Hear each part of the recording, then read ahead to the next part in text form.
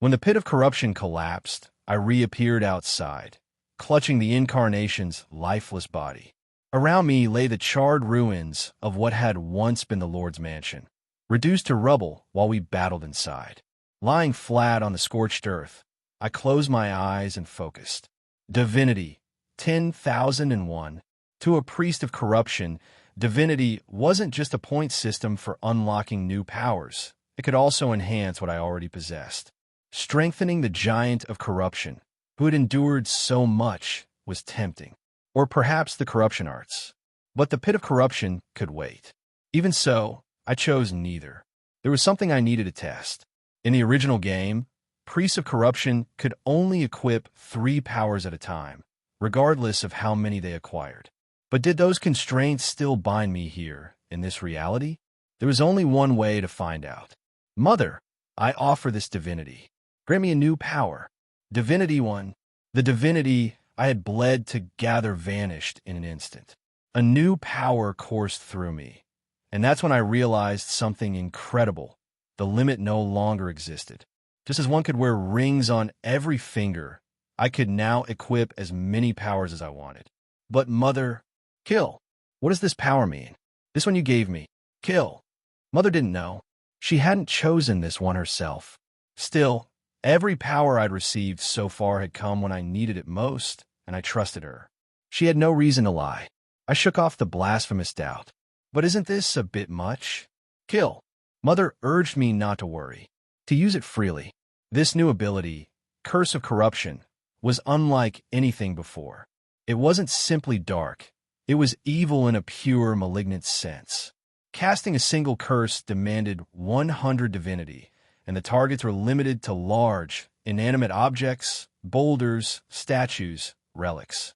Seemingly useless until that cursed object touched soil. From that moment on, the land would begin to rot. The curse would slowly spread across an entire city. Crops would wither before ripening. Animals would grow thin and sickly. People would weaken without realizing why. Even the earth itself would feel ill.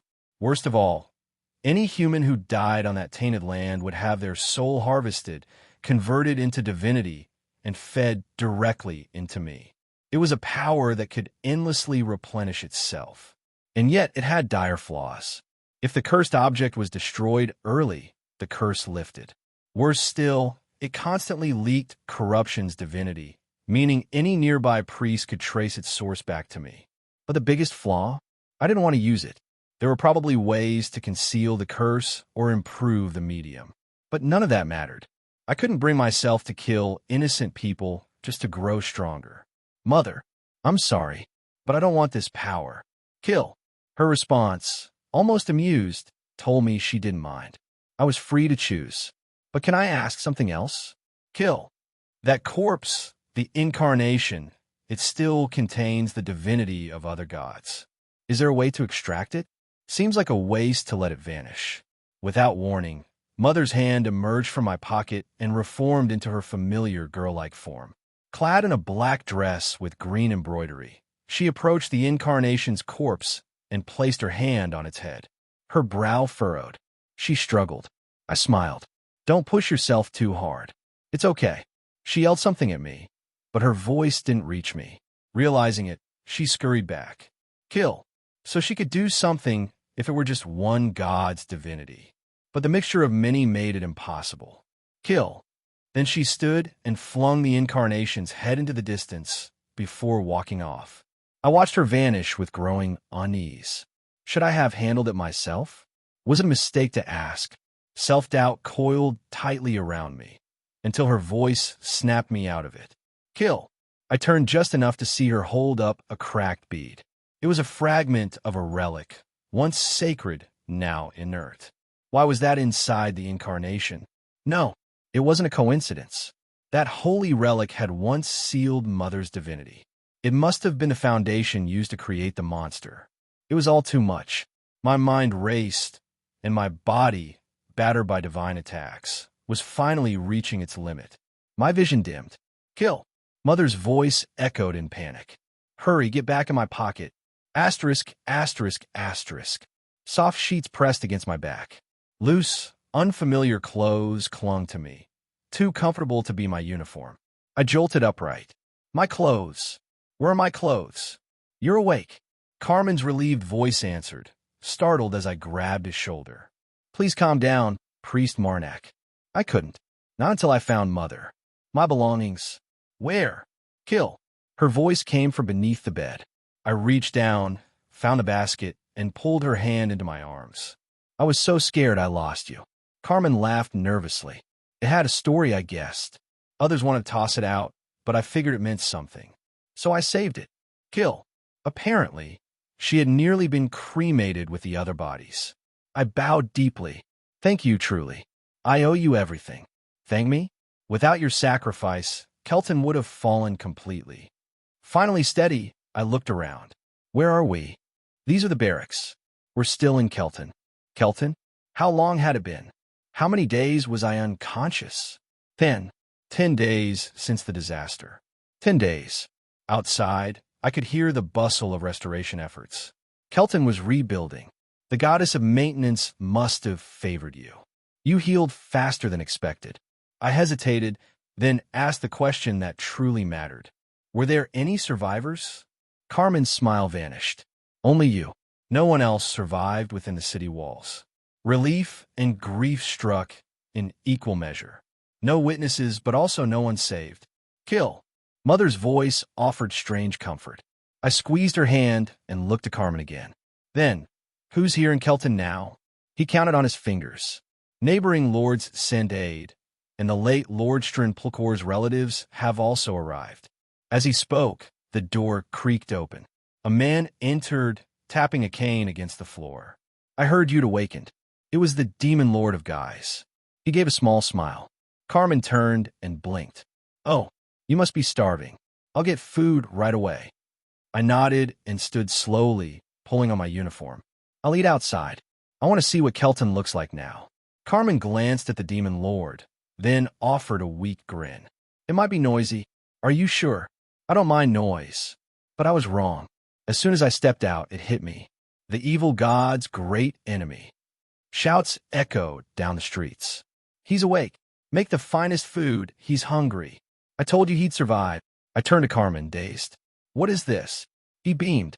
Just a little promotion of your prestige. I tried to speak, but my voice was lost beneath the roar. Whoa, I stumbled. And not just from the cheers, but because, after all, I was the priest of an evil god. Kill. I turned, holding back a sigh. I'm eating inside. Carmen chuckled, delighted. I figured you would. Back in the barracks, I shook my head. From demon slayer to evil god's great enemy, I was collecting titles I never asked for. Outside, a shout thundered louder than all the rest. Long live the evil god's great enemy. A line of defeated men trudged along the snowy road, wrists bound behind their backs. At their head walked a blue-haired woman, silent and composed. She should have arrived in Kelton days ago, if not for an unfortunate encounter with the infamous Snow Bear bandits. It hadn't been her intention to engage them, but fate had other plans. 83 bandits attacked. 83 bandits died. The survivors were now prisoners, marching behind her in grim silence. At the rear of the procession, one of the bandits studied the distance between himself and the woman. She's strong, sure, but even she couldn't chase down a runner and keep the rest in check. Right? His plan was simple. Break away, run, vanish. Silently, he worked at the bindings, slipped them off, then edged backward step by step, holding his breath. Thud! A flash of steel. A scream. Ea! A throwing knife buried itself in his thigh. He collapsed, writhing, as pity filled the eyes of the other prisoners. No one spoke. No one dared. The blue-haired woman approached in silence. With calm precision, she pulled the blade from his leg. Blood sprayed into the snow. You won't be walking anymore, she said simply. Please let me live. His begging was cut short, literally. His head rolled to the ground. She wiped her weapons clean and whispered prayer. Holy fire, cleanse this man's sins. A blue flame descended, consuming his body in an instant. No ash, no bones, no trace. Walk, she commanded. The others obeyed. This was how the priest of the blue flame moved, like fire itself, pure, silent, and merciless. After half a day's journey, they reached Kelton. The sun dipped low behind the horizon. "Stop!" The guards atop the wall shouted in alarm at the strange sight. A lone woman leading dozens of bound men. They quickly followed protocol, despite their nerves. Who goes there?" The woman smiled and pulled back her black cloak, revealing the robes of a holy fire priest. The soldiers exhaled in relief. "You're from a church of holy fire. But who are these men?" She turned and jabbed the man in front with her elbow. He flinched, then shouted, "We're the Snow Bear Bandits." The guard blinked, stunned. The woman gave a satisfied nod. "That's what he says."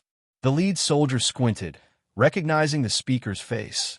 Bilk the Snow Bear, their notorious leader, though he looked far less threatening in person. Priestess, are you bringing them in for judgment?" She nodded slowly. "It's too much for me to manage on my own now." That was an understatement, but he didn't argue. "I understand. But there's a delay. The Lord of Kelton is dead, so collecting bounties will take about a day." Her expression sharpened. "The Lord is dead?" "Yes." The entire city was nearly wiped out by a horde of evil god worshippers. And the ones responsible. He beamed with pride. They were all defeated, slain by none other than the great enemy of the evil god, Priest Marnak. He was unconscious for 10 days, but woke up this morning. Marnak. The name tugged at her memory. From Guys? The Demon Slayer? That's the one. He's talking with the other priests right now.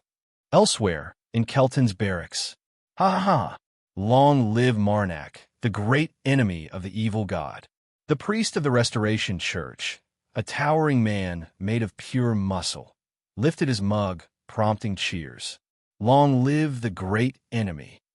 Hooray. He downed his enormous tankard in one go and slammed it on the table. Another round. I sat quietly, sipping my wine. It tasted like nothing. Originally, this was meant to be a debriefing about the battle against the cultists. But as soon as my story ended, the priests turned it into a celebration.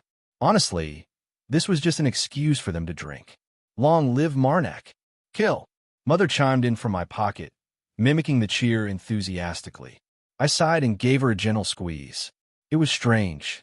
These priests praised me, smiled at me, toasted to me. But if they knew who I really was, a priest of corruption, they'd tear me apart without hesitation. I wanted nothing more than to leave quietly. But I was the only living witness to what happened in Kelton. I had no choice but to endure it. "You don't look well," Carmen whispered beside me. "Too much for someone who just woke up." Perfect timing. I offered a weak smile and nodded. "You're right. I feel off." He glanced at the others and whispered, "If you want to sneak out, I'll cover for you." I bowed slightly in thanks and slipped out. Back in our barracks, I was greeted by an amused voice. "The priest of an evil god, praised by his enemies. Only I know the truth." The demon lord chuckled from his seat. I sat across from him, exhaling. "It's exhausting pretending to be someone I'm not." He laughed. "Must be worse for you. A demon among priests, hidden in plain sight. Why did you come here?" "Curiosity. I wanted to hear the tale of the great enemy from the source." He grinned. "Tell me again." "No lies." Unlike with the priests, I told him everything honestly. He laughed until tears came. "Amazing. If I weren't bound to this body, I'd join you on the spot." "Believe me, I feel the same." He leaned forward, lowering his voice. "Then allow me to repay your story with one of my own." I tilted my head. "I'm listening." "A blue-haired priestess from the Holy Fire Church is looking for you. She has a rough sketch." I froze. "Does she know I'm alive?" "I don't think so, but she's persistent. I came to warn you." "Is she in Kelton?" "I last saw her heading here, but she's not arrived yet." "Perhaps she's dead?" "No, that woman couldn't die so easily. If she was coming here, I had no time. I need to leave Kelton. Tonight." "Say no more," the demon said, grinning. "I'll help."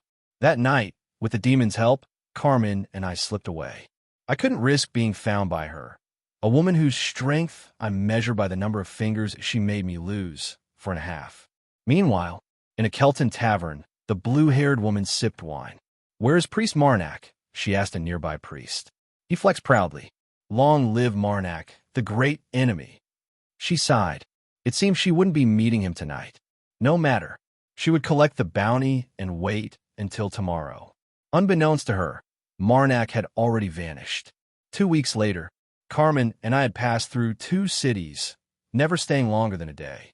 He took my sudden departure in stride, smiling even at my paranoia.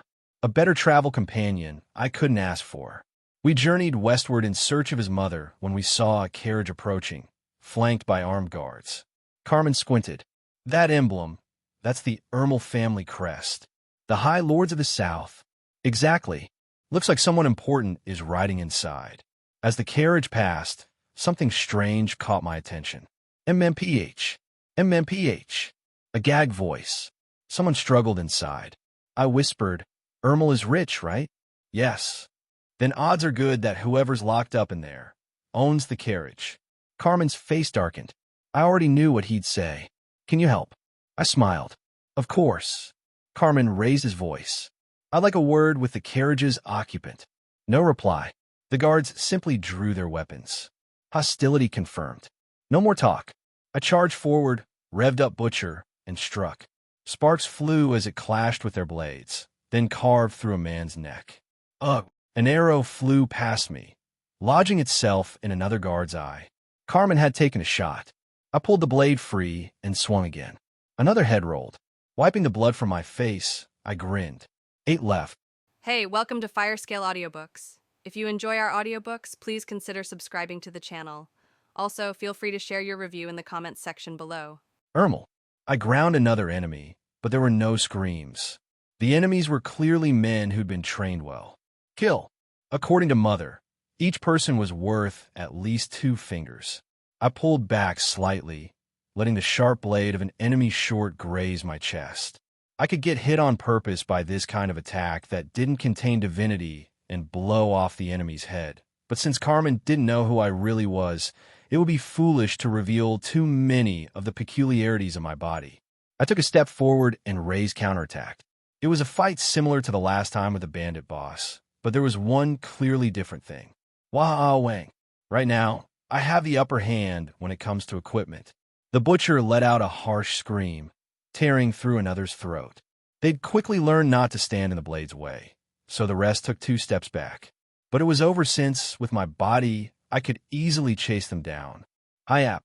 The butcher dug through another's chest. Another man sneakily approached behind, aiming for his chance while I was killing his comrade. There wasn't enough time to pull the butcher out of the man's chest, but I had 2 swords. I quickly drew the frost steel sword and swung around. I wasn't familiar with using my left hand, so the slash was crude. But for me, that was enough. Clank! Unable to overcome the power behind that blade, the man's sword shattered. Wong! The butcher followed up. There were now 5 left. Clank! When I turned to check where Carmen was, I saw a dead body with an arrow bristling from his head, and beyond that, Carmen was fighting with his sword between 2 men. When I was about to go help, Carmen shouted. 2 of the enemies ran to the wagon. They know the situation is unfavorable and are trying to run away. I'm fine here, so you must stop them from escaping now. At Carmen's call, the Ermel wagon began to speed away. I took turns looking at Carmen, fighting fiercely, and looking at the wagon. If I chased the wagon, I was afraid I would get too far from Carmen. But there was something else I could do if it wasn't going too fast. The person inside might get hurt a little, but it was better than putting my colleague Carmen at risk. I switched hands with the butcher and the frost steel sword. Then I raised my right hand and threw the frost steel sword. It smashed the rear wheel of the carriage. The wagon swerved, spun around the snow, and stopped after colliding with a tree. Bang! To be precise, the tree couldn't bear its weight and fell over. It was the first time I'd thrown a sword like that, so I didn't know it would work so well. Was the person inside okay? I thought they would be fine, but I ran over the snow to check. One of the men outside was thrown into the tree, and his neck was broken. There was still one left. Kill! Breaking the carriage wall, a blade shot out of my heart. A skillful surprise attack, if I do say so myself. I reached out my left hand and blocked the sword. It pierced my skin and stopped just before reaching my chest. My blood splashed on the snow. If I had been a melee professional, such as a warrior or a knight, I would have been able to block the surprise attack just fine. With that thought in mind, I indifferently swung the butcher. The saw blade wasn't even on, so it crushed the man's head.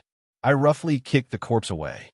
With this, everything was sorted out, but I wondered if Carmen was okay.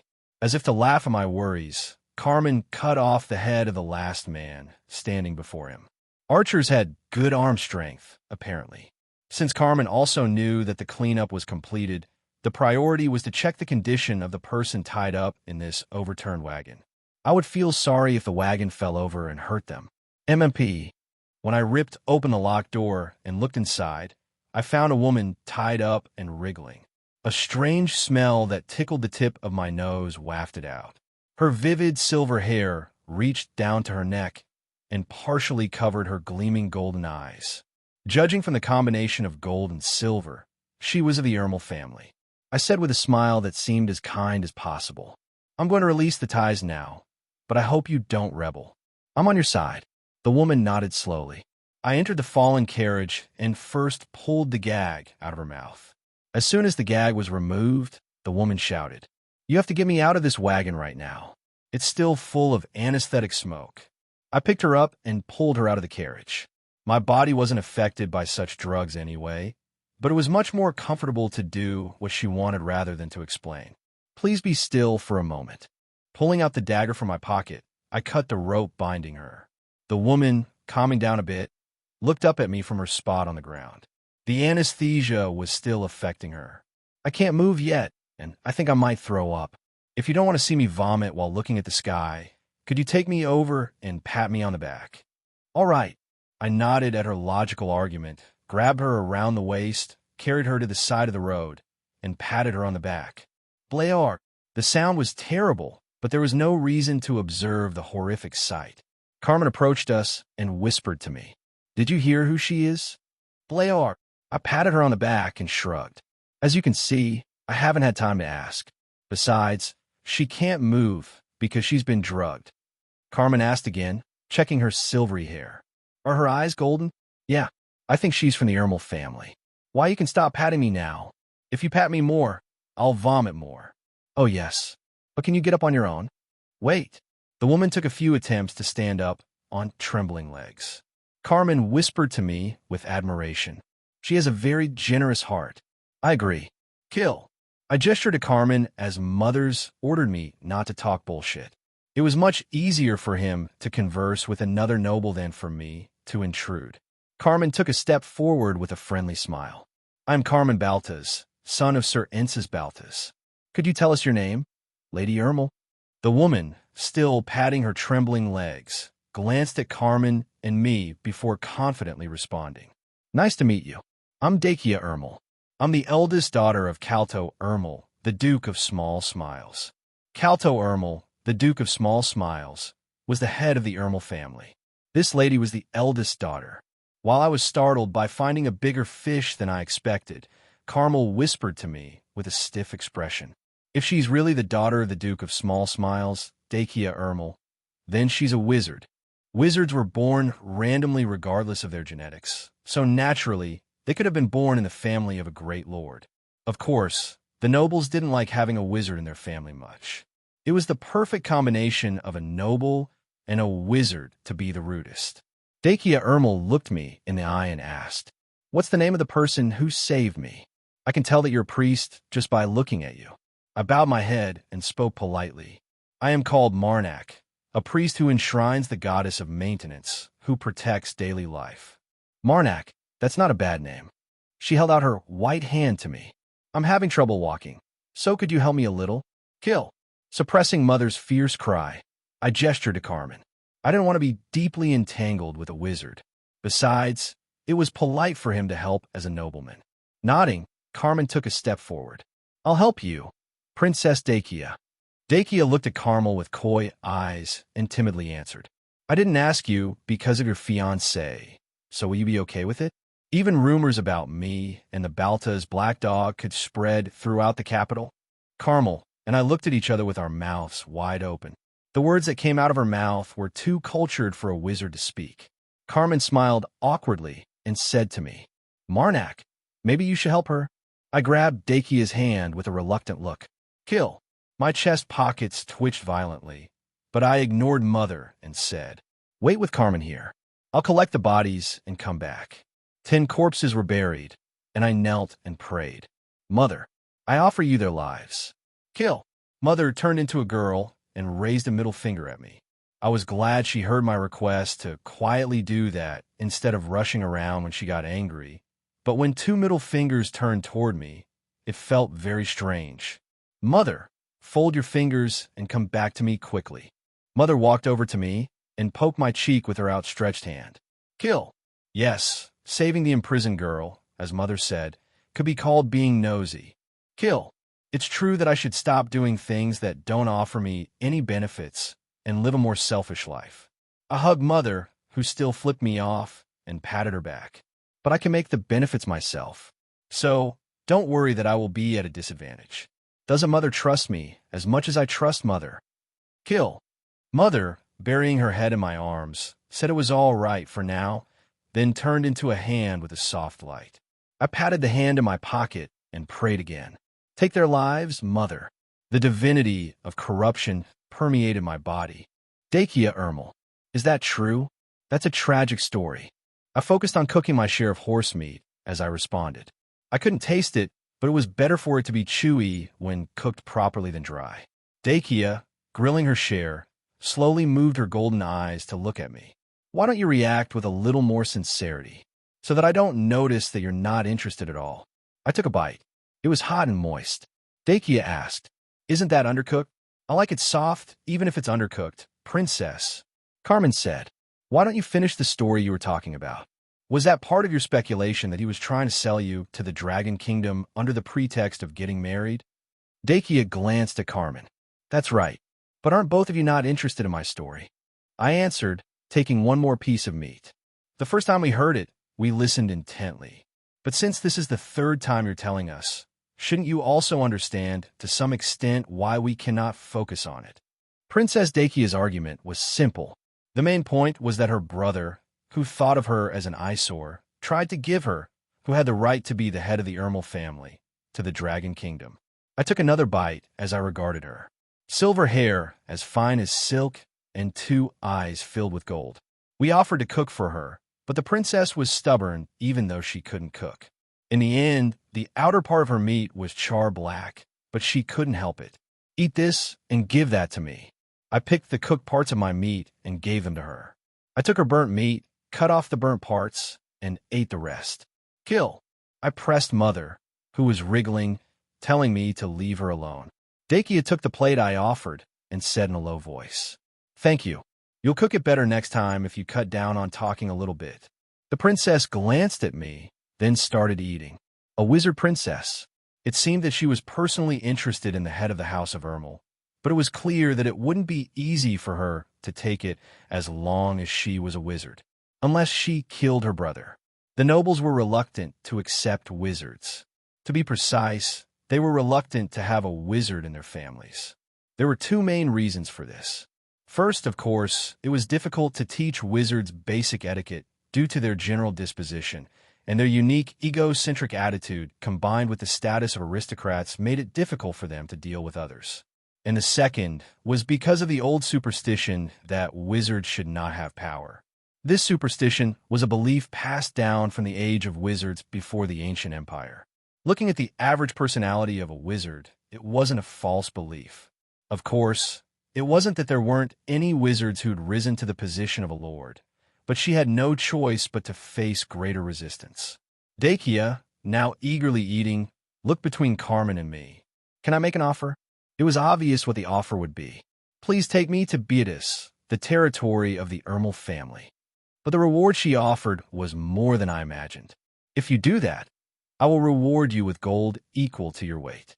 As expected, the great lord's family was big. It was very big. It was tempting. Kill. Hearing Mother's advice to gain the weight immediately, I looked into Carmen's eyes. Regardless of my acceptance, the leader of this trip was Carmen, and his mother was in the west. Since Beatus, the domain of the Ermel family, was in the southwest, the journey to find his mother would inevitably be delayed. AOES. If Carmen chose to keep going west, I would of course give up the gold. For me, his request was the priority, especially since Carmen even saved Mother's hand from being cremated once. Carmen clutched the artifact necklace and closed his eyes. After a while, he smiled and said to the princess, "Okay, since we've already decided to get involved in this, taking responsibility until the end is the only way Balta's name won't be ashamed." Princess Dakia Ermel smiled, satisfied. Good. We walked through the constant snow. It had been 5 days since Dakia joined the party. In the meantime, there had already been one attack. Unfortunately for them, it was when I stood vigil, so I just harvested the handful of divinity they had. Divinity, 1741. Carmen squinted and shouted, "If the map is correct, there will probably be a village soon." Dakia exclaimed, wiping away the snow piled up on her shoulders. "That's real, right? We can dip our body in hot water, right?" I was at the forefront and responded, looking ahead. "I see a fire over there." We cheered and ran through the blizzard into the village. We arrived at a large village, so, fortunately, there was an inn for travelers. As we entered the inn, the chatter stopped as everyone turned to stare at me. I was now covered with our assailants' weapons, so more than 10 swords were hanging next to my bag. Dakia, who followed after me, glanced over. "I feel it every time I see it, but isn't that heavy?" "Not that much. You're really strong." Carmen went quickly to the innkeeper and paid for our rooms. I got 3 rooms at the end of the hallway on the 3rd floor. I also asked for bath water. "Let's go up quickly and wash up and have dinner together." We silently went up to the 3rd floor, warmed ourselves, and gathered again for dinner. Dakia, wearing a black robe, said with a tired expression, "Walking in the snow is more tiring than I thought." Carmen answered lightly, "Still, I'm really glad that Princess has good stamina. To be honest, I thought you would have passed out before reaching the village." Carmen's words weren't empty. The princess really had much better stamina than most. Dakia looked into my eyes and said, "I haven't skipped training since I was little. Besides, Priest Marnak carried most of the heavy things. The really amazing one is him." Carmen nodded. "Marnak has the strength of a horse." I replied with a smile, "It's not a big deal." After chatting like that for a while, a lot of food, including well-baked sausages and bread, came out. After all, trips require a pocket full of money. I couldn't taste the food, so I started eating slowly and savored the smell. While we were eating, a shrill voice shouted in the background, "Kaya, don't do that." Hee. It feels really firm. One of the 4 drunken men at a table rubbed the waitress' backside. The men looked like mercenaries, and they were drinking with plenty of armaments at their sides. Carmen and I turned our attention away from what was a common sight in any inn and focused on our meal. Soon the innkeeper would come out and take care of them anyway. I have to go take orders from other customers. "Just sit down for a moment." "Huh? Just sit with that pretty but for a moment." "Dad." A middle-aged man jumped out of the kitchen at the maiden's call. The man, presumed to be the innkeeper, separated the waitress from the mercenary and crossed his thick arms. "I'm sorry, but our inn is not a brothel. If you need a prostitute, please be patient. I can call one for you." He was very polite, but unfortunately for the 4 drunken men, the polite words were very displeasing. Their faces went red as if they were about to explode.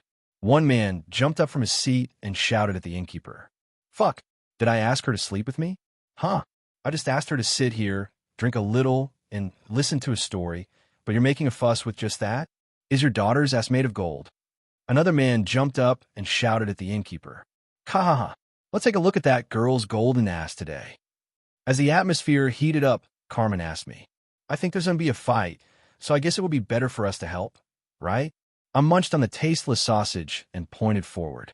The seat in front of me was already empty. "She is already gone. Let's go help." The princess' fist dug into the jaw of the man standing in front. The man flew off and crashed into the wall. What the hell is this now? Pow!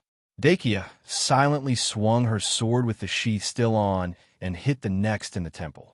She slammed her free hand into the face of one of those still sitting before the other hit the ground. "Son of a... Who is this bitch now?" The remaining man drew his sword and swung it at Dakia's back. I grabbed the man's head and threw him down. The wooden floor was shattered and blood-spattered. With a calm expression, Dakia bowed her head to me. Thanks. You're welcome. Carmen, who walked up afterward, spoke softly. You should at least talk to us before attacking. We're a party. Dakia hesitated and said in a low voice. I get angry when I see things that are not fair. I couldn't help myself. She shyly confessed that she had a justice disorder. This was bad. Really bad. Thank you so much for helping. The innkeeper and his daughter bowed to express their gratitude. I smiled softly, hiding my confusion. If there is a problem, we should help each other. Marnak, take it. Carmen, who found money on the bodies of the fainted men, threw them at me. I lightly took the bags and handed them over to the innkeeper. You'll be able to repair the broken items with this. Is it okay if I ask you to take care of the cleanup? The innkeeper answered with a bright smile. Yes, yes. I'll call the village vigilantes to clean up, so there is no problem. I nodded to the innkeeper and turned to Carmen and Dakia. Let's finish having dinner. Knock, knock. It was late into the night when I left my room and knocked on Dakia's door. Who? Princess. It's me. Oh, right. The moment she opened the door, I scrambled inside and shut her mouth to prevent her from chanting a spell. Dakia's golden eyes were tinged with astonishment. MMP. MMP. I shut the door and shoved the frost steel sword next to her struggling head. When the princess saw the blade pass by her ear, she went silent. Her eyes were full of questions. I explained with a smile. I want the princess to quietly listen to me. I don't want Carmen to wake up. Do you understand? As I slowly pushed the frost steel sword closer, Dakia swallowed hard and nodded. I'm sure you're aware since you're smart, but we're being pursued now. But if you intervene in other people's affairs without consulting us as you did before, wouldn't it put Carmen and me in trouble? To be honest, I'm not blaming you for intervening. It's just wrong to go running off without consulting us. Do you understand? Dakia quickly blinked her eyes to convey that she understood. Before, you said that you can't stand it because you get angry when you see injustice, right? But next time, you'll have to put up with it really hard. I slowly moved the frost steel sword, brought it to the princess's throat, and whispered, If you draw attention to us without warning, I have no choice but to hold back my tears, cut through the princess's tendons, and then hand you over to our pursuers. Isn't that a tragic tale? Dakia's body stiffened. I tucked the frost steel sword into my waist and brightly smiled. I believe the princess will be more careful and act wisely with us from now on. If you understand, please nod. The princess's head slowly moved up and down. I removed my hand from her mouth, fully prepared to cut her throat if she chanted a spell. Fortunately, Dakia didn't say anything. Then, have a good night. Leaving Dakia blankly behind me, I left her room and returned to mine. Kill. Mother's question about whether I was too hasty or not is perfectly reasonable. But this was something that had to be said before we face a bigger problem. I patted Mother's hand and smiled. And now we can see if Dakia has a justice control disorder. Would she be able to act as she pleased, swept away by a sense of justice at the moment, even though she felt that her life was threatened? Kill. I chuckled at Mother's words that she would bet on. Next time, she won't be able to go running off. I'm thinking of betting on the same thing as Mother, so, unfortunately, this bet won't work. Conversation. The man frowned as he buried himself in the chair. What? You missed Dakia? Hilden, the head of the eastern branch of Ilek, an organization that controlled the world behind the northern kingdom, bowed deeply. He didn't want to bow his head to that filthy man, but he was a wealthy customer, and what he had to do now was to please the money bag. Yes. I have nothing to say. There was a random variable. Variable? Is that what you said? The man jumped up and tapped Hilden on the shoulder. He used just enough power to make him feel bad. Before Hilden could regain control, the man pushed Hilden. Thud. In the end, Hilden, who fell back, tried to straighten his face as much as possible. Fortunately, his 43-year career in this area did not betray him, and he succeeded in creating a perfectly submissive look. When the man saw Hilden's expression, his steam cooled. He wanted to step on him a little bit more if he resisted, but instead, he buried himself back in his chair. So, why are you reporting all of that to me? You have to deal with it on your own. That's why I'm giving you money. Or are you reporting it to put me in a bad mood? Hilden slowly rose and bowed his head. Did he really want to tell him this bad news? But the damage had already been too great, since he lost 15 of the elites he had invested in. Even if he was humiliated, he had to get an additional subsidy from the client. It seems like we'll need extra money to continue the quest. A thick wrinkle appeared on the man's forehead. What? Extra money? Did you say extra money now? I already gave you too much money. Huh? Hey, come here. Following his twitching fingers, Hilden hurried forward and put his face in front of him. Slap. Hilden's head turned. Not satisfied by that, the man slapped Hilden's cheek several times before he spoke again. Explain the exact reason why you need the extra money. Just know you're dead if you say you've lost too much money to make up for it. Of course, that was partly true, but Hilden had prepared a plausible reason a spoiled baby would accept. The variable that intervened this time was not an ordinary person, so there was nothing I could do about it. You're dragging on too much. Huh? Why are your tongues so long? Do you want to get beaten up again? You short-tempered bastard. Just get hit by a lightning bolt and die. Hilden, the head of a family, remembered his young children and suppressed his feelings. It was 2 men who took Princess Dakia Ermel. What? 2 men? Now then, is Dakia only going with 2 men? Fuck, can't you just stop interrupting me? Seriously. Hilden continued talking, grinding his teeth in his mind. Yes, that's right. And the 2 variables that intervene this time are Insis Balta's illegitimate child, Carmen Baltas, and he's just an ordinary aristocrat. Carmen Baltas is famous in the capital city because he has not neglected his training since he was young. Enough. Who is the other one? If it's another ordinary person, I'll be really disappointed with you. I'll say that your Ilek got blown away by 2 ordinary people. This damn bastard would surely do that. So Hilden quickly continued. The other is Marnak, a priest who worships the goddess of maintenance. Priest? Just because of 1 priest and an ordinary human. You must listen to me to the end. Marnak is no ordinary man. The man showed some interest. What's unusual about him? Marnak obtained the title of Demon Slayer by killing a demon who suddenly appeared in guise and turned into a huge monster, all with a single sword. Alone. Not alone. It is said there were 3 Reformation Church priests there. Those 3 died during the battle with the demon, though. You're saying Marnak could have just finished what the other priests started, right? The voice had cooled off, so Hilden pulled out the second piece of information he had collected. That's not all. Not long ago, he killed a monster that the worshippers of the evil god created by devouring all life in Kelton, earning him the nickname the Great Enemy of the evil god. Moreover, he didn't covet fame, but quietly left the city after doing so. Marnak's night getaway was a rumor spread by the demon lord that suggested he left the city because it was uncomfortable for him to be admired. The man opened his mouth after thinking a moment longer. But that's what he said, right? Is it really true that he killed it? He could have lied that he did after someone else did most of the work. And he ran away for fear that the truth would come out. Hilden closed his eyes. You cheap bastard. You won't recognize others even if you die. That man leaned back. Well, if even half of the rumors are true, they would never touch Dakia. Okay, I'll give you extra money. I did it. In Hilden's head, his rabbit-like children and bear-like wife smiled. But I can't give it to you right now. I've spent so much money so far. Didn't you decide to hold a banquet tonight? The man laughed as he poked Hilden's head. Do I have to cancel my leisure time just to give you money? Huh. That doesn't make sense even to you, right? Cancel it. Cancel it now.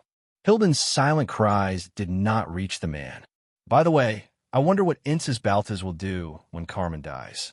He usually pretends he doesn't exist.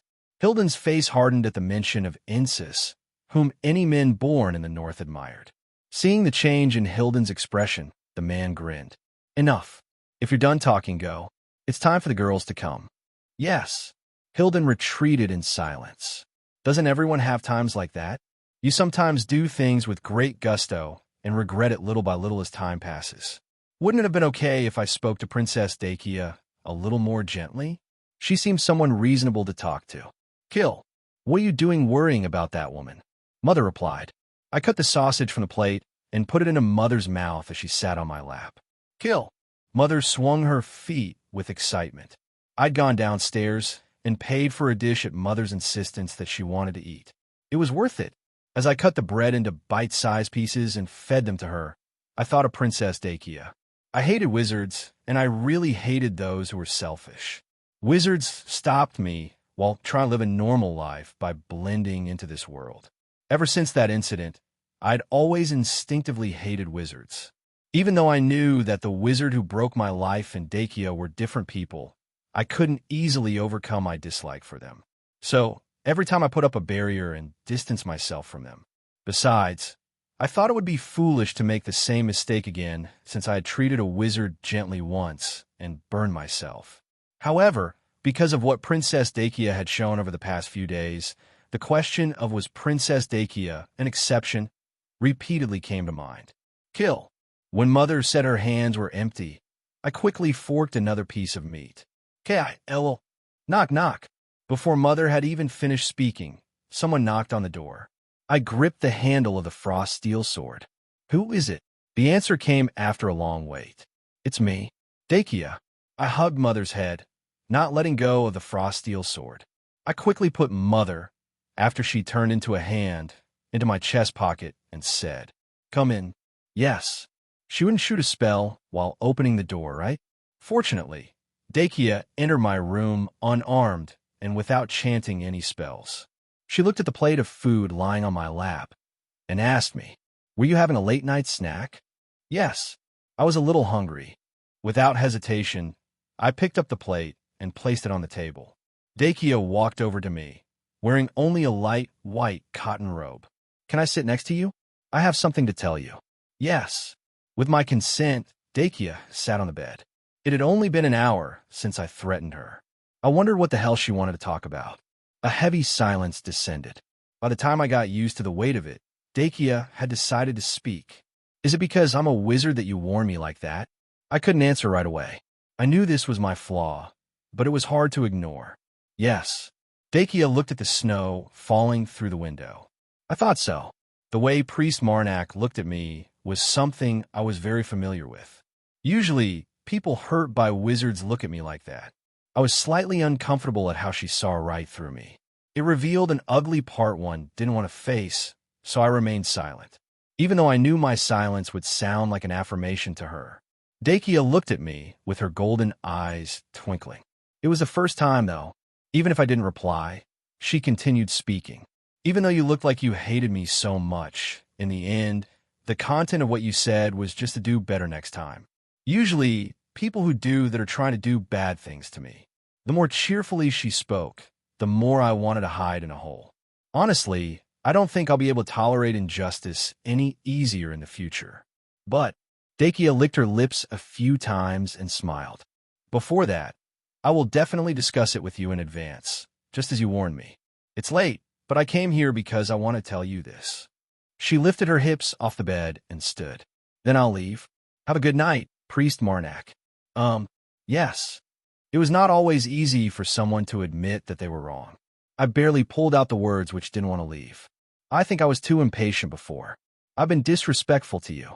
Dakia looked straight at me with eyes that melted gold and smiled wide. "You're looking at me properly for the first time. I'm very happy." I allowed myself a smile. "Is that so?" Dakia nodded once. "Then we've completely reconciled with this, right? Without any grievances?" "Yes. At least I don't have any." "Me too. So now we both don't have any. Then let's greet each other tomorrow morning with a smile." She left, saying goodbye. I patted Mother's hand. It seems that wizards are different too. This foolish son is facing the truth he has been avoiding until today. "Kill." I smiled quietly at Mother's grumbling, saying, "Enough talking about that girl. Give me something to eat. The food has cooled down, so I'll heat it first. I can't feed you cold food." After the rest of her meal, I slept a bit. Bang, bang. I woke up to the sound of someone banging on the door. When I got up and opened the door, I was greeted by the anxious face of the innkeeper. "Priest." "Yes. Please talk." The innkeeper hesitated a moment before speaking in an apologetic tone. "The group claiming to be companions of the mercenaries who were captured by the vigilante yesterday are blocking the entrance to the village and are demanding we bring those who turned their comrades in." It seems that you gave up those we caught yesterday. Yes, it was obvious. Well-armed men came in swarms, so there was nothing they could do about it. Rather, the behavior of the owner, who didn't try to attack us while we were sleeping and hand us over to the group of mercenaries, but told us the truth, was the best consideration he could offer. I grabbed my frost steel sword and the butcher with a grin. Tell them I'll be there soon. Red Bear Mercenary. 10. I'll wake up the others while you get ready. You don't have to. Me alone is enough. Let my party sleep a little longer.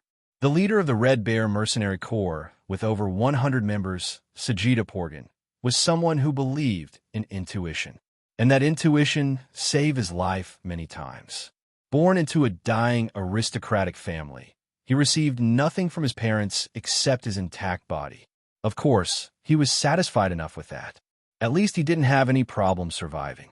Sajida lost his mother when he was 14. It was of starvation, and his father had long since frozen to death. He left their crumbling house, carrying only the seal of the family given to him by his dying mother. After some time, he became a mercenary. One day, while he was surviving through fighting, he caught the eye of the squadron commander of the Red Bear Mercenary Corps. And like that, he became a newcomer to their team. He was quite good at martial arts. To be precise, he was the kind of person called a genius. Sajida chose the spear and the shield as his own weapons because he was a man who knew how to value his life. 15 years was the time it took for Sajida to reach his seat as the next leader of the Red Bears, following the death of the previous leader following a battle. Of course, he took the position not because he was the strongest in the Corps, but because of the Porgan blood that ran through his body. The fact that the blood of aristocrats ran in his veins proved a huge advantage in the mercenary industry. Huge mercenaries like the Red Bears needed expensive quests to cover the cost of their maintenance. Usually, the clients of these expensive quests were often nobles, who preferred talking to other nobles rather than commoners. Naturally, according to the client's preference, the leaders of these large mercenary groups were usually those who inherited a noble bloodline. Sajida Porgan became their leader not because he was the strongest, but because they had no one to negotiate with the aristocrats. Bang! Sajida, smacking the desk, let out a growl. Damn bastards. He had sent them for reconnaissance a day early, but they couldn't even stand that and came back drunk and beaten. Although he was a mercenary, he was angered by the state of these bastards. They weren't this bad when the squadron commander was still alive. He ground his teeth until they squeaked. It's all because of Pelwin, that bastard. Due to the squadron commander's sudden death, the mercenary corps' power naturally passed to the deputy commander, Pelwin. He might not have been bad as a vice captain, but he was too dissolute, arrogant, and greedy to lead them. The Red Bears were naturally influenced by his temper and grew closer to a circus of miscellaneous government officials rather than warriors. Sajida was confident in battle, but hopeless in the politics needed to govern this kind of group. Rather, he invested most of his time in training, so he had no friends in the mercenary corps. But once he cooled down and buried himself in a chair in the temporary barracks, he remembered their most recent request. This winter had been strangely peaceful. That meant that their financial condition was rapidly deteriorating. The only people concerned about this fact were the leader himself and the financial officer. Time and time again, he tried to speak to Pelwin, but he responded with a carefree attitude. Spring, don't bother me like a girl with problems that will be solved easily by themselves in spring. Naturally, there are no requests in the winter, so why are you making such a fuss, huh? After saying that, Pelwin, as usual, took his money and left to find a brothel. While the financial situation of the mercenary corps neared collapse, he was offered a high-priced request from Ilek, an acquaintance of the squadron commander. The content of the request was simple. It was just to kidnap a woman with silver hair and golden eyes. Although it was clear that the silver-haired and golden-eyed woman was of the Ermel family, Pelwin quickly accepted. Sajida tried to object, but he recalled their miserable financial situation and eventually swallowed back the words. The client specified where the woman's party would be and that it was very close to where they were stationed. Of course, that was why it was commissioned to them. So Sajida selected a few fast people and sent them for a reconnaissance mission in advance. Those fucking drunken bastards were beaten like idiots and then captured by the village vigilantes. However, as if one of the many gods decided to help, one of the idiots handed over to the vigilantes said that he clearly saw the woman who beat them had silver hair and golden eyes. It was a good thing they found their target. However, even though it was obviously a good thing, Sajida was anxious. Alphenby, I don't feel good about this. After receiving this quest, he continued to have trouble sleeping and had no appetite. Just like the leader, he was respected the day before his death. One of the mercenaries entered the temporary barracks, lifting the cloth. Sajida, only one priest came without the woman. I told Pelwin, and he told me I should speak directly to you, not him. He was obviously the leader in nominal terms, but no one called him a leader. Sajida stood, arming himself. Where's the priest? He wouldn't come here just to provoke us, right? I've said it many times, but that priest isn't ordinary. Get off. I said get off me. There was the sound of swords being drawn in unison with a scream. Damn bastards. They all fell asleep while he explained the quest, and now they caused trouble. Sajida sprinted out of the barracks. The priest, dressed in white and wearing a benevolent smile, was holding a mercenary by the head with a single hand. However, Sajida tried to calm the situation before admiring his formidable power. Hey, sheathe your swords, everyone. Take back your swords. Judging by his superhuman strength, it was clear that this man was Priest Marnak, famous for being the great enemy of the evil god. If even half of the rumors were true, it would be terribly stupid to clash like this now. The excited mercenaries didn't readily obey Sajida's orders. He hurried to put himself between them. Sheathe your swords now. The mercenaries finally obeyed as Sajida clenched his teeth and growled. Now it was time to deal with the priest's business. Sajida turned around and spoke in the most friendly voice he could manage. Is your name, by any chance, Marnak? Marnak replied with a smile. Yes. Well, Priest Marnak, could you possibly release the one in your hand now? Marnak glanced at the mercenary, still holding, and released him. The mercenary blushed as he hit the ground and was about to yell. Smack! Sajida kicked the mercenary in the jaw, knocking him out. Someone come and get him. Hurry up! As the stunned mercenary was dragged away, Sajida took his time observing Marnak. Dark hair, which was quite common in the north, and good-looking. However, his dark blue eyes weren't so common in the north. Marnak met Sajida's eyes and smiled. Sajida could have sworn he saw a dark green light in Marnak's eyes for a brief moment. He got anxious, and he got terribly anxious. But after a brief silence, Marnak was the first to speak. I want to meet the leader of this mercenary corps. Sajida, startled by his soft voice, responded. I am Sajida, the leader of the Red Bear Mercenary Corps. Marnak said with a friendly smile. Oh, is that so? Great. I heard you have business with my party. I would like to talk to you a bit. The person who greeted me earlier enjoyed showing off his strength, so I had to use some force, but I'm really glad that you seem to be someone I can talk to. Was it a little forced to lift a man by his head like a toy? Sajida swallowed and quickly moved on from the thought. Let's go to my barracks and talk. The one you see over there is mine. If you go in first and wait, I'll bring some food. The politeness that appeared when talking to noble clients came out of nowhere. Marnak nodded, then slowly moved towards Sajida's barracks. Watching him leave, Sajida called one of the mercenaries over. Have the archers in position. About 20 people in the Red Bears knew how to properly wield a bow. They were fragments of the old glory that they nurtured in their heyday. No matter how strong that priest is, as long as he is a human being, we will be able to subdue him with 20 archers. Although he was doing his duty as their leader, to be honest, Sajida just wanted to get rid of this quest. What the hell is Pelwin doing now? The mercenary shrugged. He woke up for a moment and then went back to sleep. He drank too much yesterday, you know. Sajida barely suppressed the curse that was about to leave him. Wake him up right now and explain everything. Okay, do we have to wake him up? Sajida, you can take care of it yourself. There's only one person, so what are you afraid of? Shut up and do what you're told. The mercenary shrugged and nodded. Okay, I get it. Fucking stop being so angry. Why the hell are you acting like this, huh?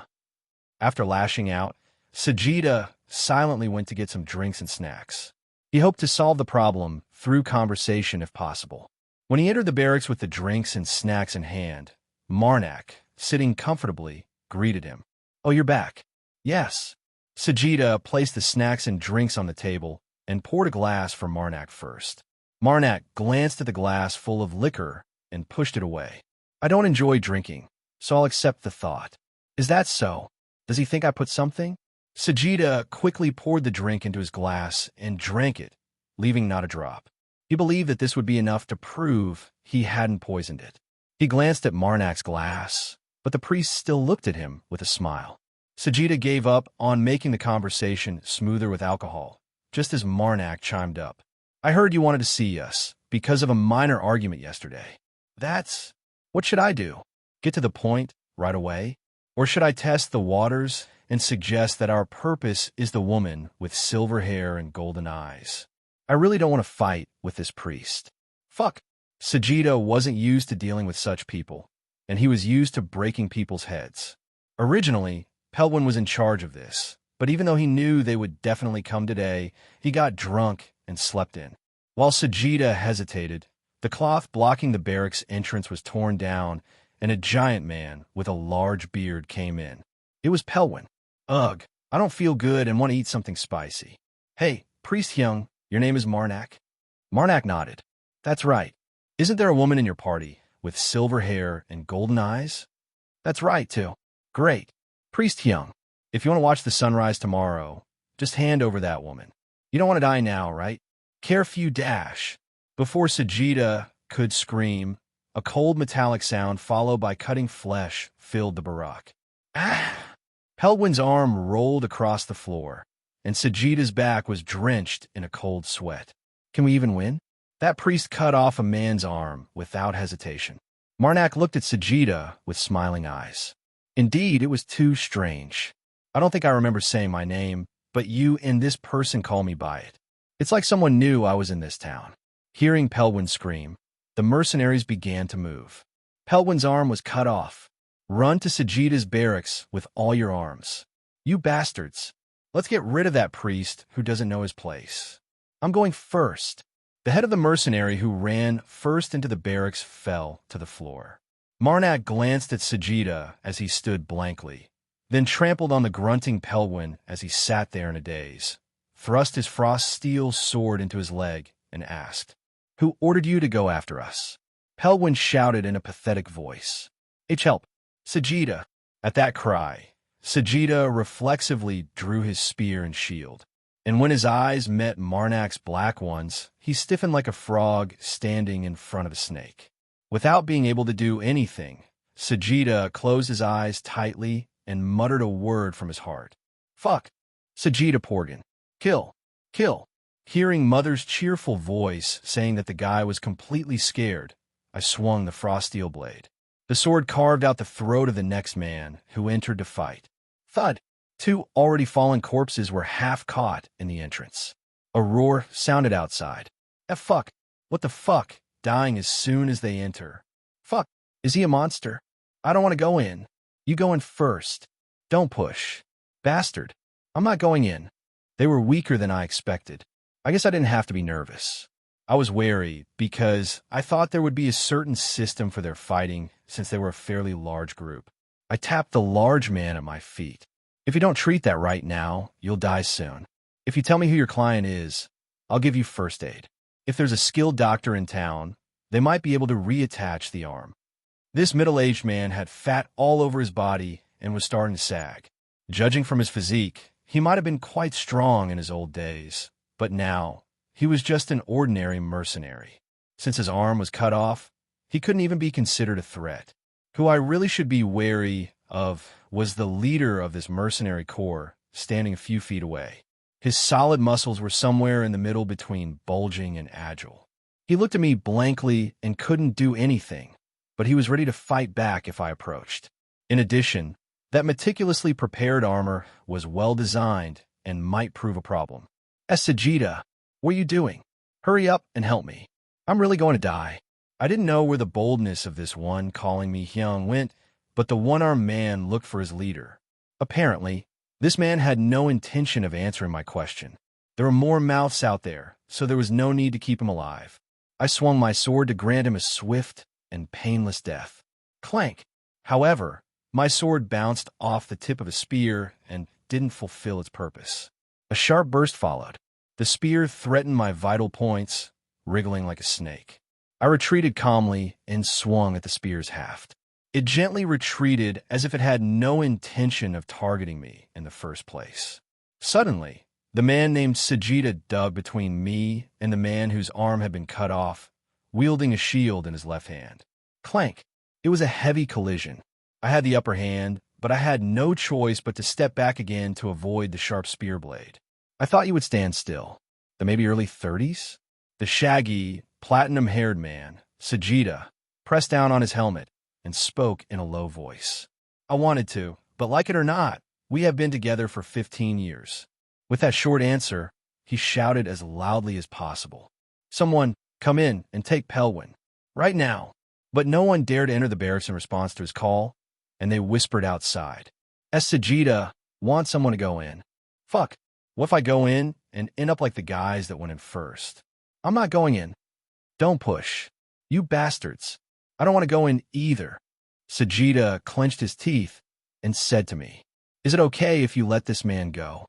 I smiled softly and pulled out the butcher. No, to show mercy to an enemy that was still alive was extremely foolish. Even more now when I was alone in the enemy camp. I turned on the butcher's engine. The metal blades started with a screech. Wong! I swung the butcher at Sajida. He held out his shield with a dreadful calmness. A shield like this would be torn like a piece of paper in front of the butcher. Clank, clank, clank, clank. Contrary to my expectations, the butcher couldn't tear Sajida's shield apart. Was the entire shield made of frost steel? A simple frost steel shield could have been ripped apart if I was wielding the butcher with all my might. However, his mysterious shield technique prevented me from doing so. Sajida wasn't satisfied with mere defense. He let the butcher pass by and aimed the spear at me. This man, he certainly had better skills than me, but it was such a small difference since I had the physical ability to ignore them. I put one foot forward and forcibly broke the trajectory of the butcher. It was a crude move, but it contained the power to tear a person apart. Wahaweung. The butcher howled for flesh. Sajida let go of the spear and stepped back, and that move saved him. The metal blade, rotating at high speed, passed him by a hair. His spear hit the floor. Sajida opened the entrance to the barracks and ran out screaming. Everyone, don't block him and get out of the way. I chased him out of the barracks. The mercenaries were densely packed around the barracks. It was necessary to get a head start, and the butcher was more than enough weapon for that role. Get out of here right now. Ignoring Sajida's screams, I swung the butcher at the nearest mercenary, scattering his intestines across the snow. I wasn't satisfied with that. Before the mercenaries could scream, I rushed into their ranks. I wouldn't let their archers dare to shoot. Wahawong. The butcher took blood and flesh and wept with joy. The mercenaries were far weaker than I expected. Seeing the ones next to them torn apart, they chose to run away in confusion rather than take the chance to fight back. Fuck. Get out of my way. I said get out of my way. I don't want to die. I don't want to die. Fuck. Like a wolf jumping into a sheepfold, I tore everything I touched. The white priest uniform was once again stained red. Move away. Sajida jabbed at my side. I grabbed the upper body of the mercenary that I'd just cut apart to block. The spear blade lodged in his corpse. Letting go, I swung the butcher. It ground through the corpse, and the spear halved to reach Sajida. He dropped the spear again this time. I was truly amazed at his skill in thoroughly defending himself. It had been a long time since I'd seen someone at this level. Sajida shouted, picking up a new spear among the corpses. Pelwin is in my barracks. Get him while I'm dealing with that priest. You bastards. Clank. The blade of his spear struck precisely in the butcher's side. This time, I didn't force the exchange and threw him back. Instead, I ran closer to Sajida and swung my left fist. It was a blow aimed at his jaw, but he checked the path and pushed his iron-padded shoulder to block it. Bang! The iron plate on his shoulder collapsed, and Sajida flew through the air and crashed into the snowfield. I raised the butcher again, and Sajida jumped up and shouted, "Shoot! Kill!" Mother's sharp warning rang in my ears. Were the archers really here? It'd be troublesome if the arrows got stuck in my joints. As Sajida and I ran wild, I noticed no one was standing around me. Thanks to that, I was the perfect target to shoot, but the arrows did not fly. "Kill!" I heard Mother's very bewildered voice. Sajida's complexion grew even redder. These damn bastards. Seriously, he was abandoned. The mercenaries around me had already gathered anything with value and ran off. Perhaps the archers had followed. I revved the butcher's engine and grinned. "Are you going to do more?" Sajida, silently looking at my face, threw his spear down and sighed. "I'll surrender, and I'll tell you everything. Just let me live." I accepted Sajida's surrender. As soon as I did, he showed me he had no intention of antagonizing me and walked straight into his barracks. He checked on the condition of the man whose arm had been cut off. "He's already dead." I stood a little further away and asked, "Have you changed your mind?" He closed the eyes of the corpse and shook his head. "No, I wanted to grab him one day and beat him to death, but it's strange now that he's dead. Is it okay if I bury him?" "I don't care if you bury him, but I want you to answer my questions first." "Yes." He revealed everything, but the only information I could get was that the organization pursuing Dakia was Ilek. I couldn't tell whether Ilek wanted Dakia or if someone had commissioned Ilek. After all, this mercenary group was only subcontracted to them. Sajida, after telling me everything, buried the bodies of the dead mercenaries one by one, and I followed him with a shovel in hand. "You don't have to help," I replied with a smile. "Together, it will be over sooner." Sajida, muttering, "Together," began to shovel again. Finally, after we were done, he asked me, "Is it okay if I go?"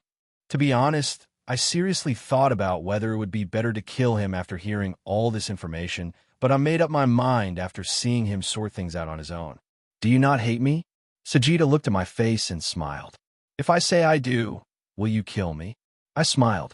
"Do I really need to keep someone who hates me alive?" "You're right." Sajida opened and closed his mouth a few times as if he wanted to say something, but swallowed it repeatedly. I stood quietly and waited for his answer. I'm not good at talking, so it's not easy to explain, but since being a mercenary is basically a job of killing, if things go wrong, I often end up working the next day with the people who broke my colleague's head the day before. Of course, I'm not naive enough to be friends with them, but I don't want to kill them either. Running his hands through his shaggy hair repeatedly, he let out a sad laugh. "So I don't hate you. It's just a bit sad that things happen like this. Besides, we were a mercenary group that would fall apart anyway. What are you going to do next?" "I don't know. I'm alone for the first time in 15 years, so I'm at a loss." "Well, the only thing I know how to do is to fight, so I guess I'll end up working as a mercenary again." "Then why don't you take this opportunity to meet a new employer who gives you a lot of money?" "Yes." The way he asked back with surprise looked uncharacteristically naive. "Kill." Following Mother's advice not to forget to harvest the corpses, I told Sajida that I would pray for the dead briefly and then harvest their divinity. Divinity 2023. When I opened the inn door, I saw Dakia muttering with her half-open eyes. It was a little late for breakfast, but seeing that Carmen was nowhere to be seen, it seemed as if he had breakfast alone first, and Dakia woke up late and was eating now. As she chewed her bread with a blank face, her eyes widened when she saw me. It was understandable, since my uniform returned to pure white under maintenance's protection, but my head and face were covered with blood. MMP. Dakia was about to shout something, but the bread she had eaten got stuck in her throat. She coughed for a while, then gulped down some water. What the hell are you doing here with blood all over your face? Can I take a bath first and explain the details of the situation after? I've solved the problem." She looked at me a moment longer and nodded. "Yes, but who is the person behind you?" I smiled, pointing to Sajida, who stood awkwardly behind me like a stranger's cat. "Princess, do you have any plans to hire a mercenary who can fight?" "Warm welcome." "When is he coming?" The purple-haired woman ran frantically in place, her teeth chattering. The man breathed a deep sigh as he ran his hands over his face. "Now I'm really curious. He's coming here, right?" At least before I go crazy listening to that whimpering. The woman wrapped in a black robe buried her body deeper in the chair and nodded. He'll be here soon. I'm checking the route periodically. That's true, right. The woman sitting in the chair pushed the purple-haired woman and spoke. Yeah, it's true. So, can you go over there and play alone? I have to take a break and go get ready again. I'm working, too. You're not the only one working, but he's coming, right? Here, to Eradico. It's true that he's coming here. Why can't you trust people? I do. The lady with purple hair said, her sparkling eyes the same color as her hair. But if he doesn't come here, you're going to die. I'm going to chop you up and kill you myself. After washing my body thoroughly in the bath and returning to the first floor, Dakia was asking Sajida about this and that. While Sajida was eating, he politely answered all Dakia's questions. I sat next to Dakia and ordered food for myself. Come to think of it, I had been running wild on an empty stomach since dawn, so this was my first meal of the day. Dakia stared at me as I sat down. Did you get behind the ears? I washed very well. There was an edge in her voice. I noticed the likely cause, but I decided to solve my doubts first. So, did you decide to hire this mercenary? Yes. We reached an agreement on the pay. It was a very short answer. Dakia kept constantly displaying that she was hugely dissatisfied with me now. Kill. Mother complained that she was a troublesome woman. Honestly, that level of annoyance was nothing compared to when Mother threw a tantrum. I quickly stopped those blasphemous thoughts. Of course, Mother's annoyance was adorable. I smiled at Dakia. Is it because I was left alone without a word? She squinted her big golden eyes and looked at me, as if it was even more annoying that I knew what I'd done. You know very well why. I certainly thought that we had built a stronger bond through the honest conversation we had last night, but I guess that was my misunderstanding. Priest Marnak went alone without any consultation with Carmen or me. Are in Nigerian RMTCS. Her point was certainly correct. Princess. Yes. Dakia answered my call as if I should try hard to refute it. I looked into her eyes. Have you ever killed someone yourself, princess? Her voice deflated. No. That's why I went alone. I decided this was something that might have to be dealt with harshly. As you can see, there was bloodshed. Dakia sorted out her thoughts for a moment, then spoke again. Still, couldn't you have told us in advance? I slept soundly without knowing anything. It wasn't until after breakfast we realized you left. That was why I went alone. But just then, the owner put the hot food in front of me. I bowed my head lightly, thanking him, and turned to Dakia. Next time, I will tell you in advance. I had too many things that I could use to refute her words, but I didn't come down to quarrel with her now. I came to eat, and Dakia beamed at my declaration of surrender. Then let's call it even with what I did yesterday. I tore into the warm bread. I'm really glad that we can call it even. As I was munching on the bread that I couldn't taste, Dakia's eyes shone brightly at me. But what the hell happened? No matter how much I asked Sajida over there, he said you would answer everything so that he won't tell me anything. Sajida, who had been quietly eating, glanced at me and concentrated on his meal again. It was clear that he thought it was too sensitive to talk about. Just when I was about to start explaining, Carmen ran in. Princess Dakia. Marnak went alone to negotiate with the mercenaries. Carmen then looked at my face, his expression growing bewildered. I was going to help, but you already returned. He slumped down in the seat next to Sajida with a look of disappointment. If I had known that you had already come back, I wouldn't have run off in a hurry. But who is this? I answered as I cut the ham into bite-sized pieces. This is a newly mercenary for the princess. Introduce yourselves. Sajida bowed his head. I am Sajida Porgan, the son of Gilta Porgan. Porgan, I guess you won't know even if I explain it. It's already a ruined family. Carmen nodded and replied politely. I am Carmen Baltas, son of Ensis Baltas. Please take good care of me. Yes. Carmen, after talking to Sajida, asked me, so what happened? Thanks to Carmen's arrival, I was saved from the trouble of explaining it twice. I explained to them the whole story. The fact that the Red Bears came to this village in search of Dakia, and the fact that Sajida was their leader and that it was Ilek that ordered them. After hearing the story, Dakia regarded Sajida warily. I can trust you, right?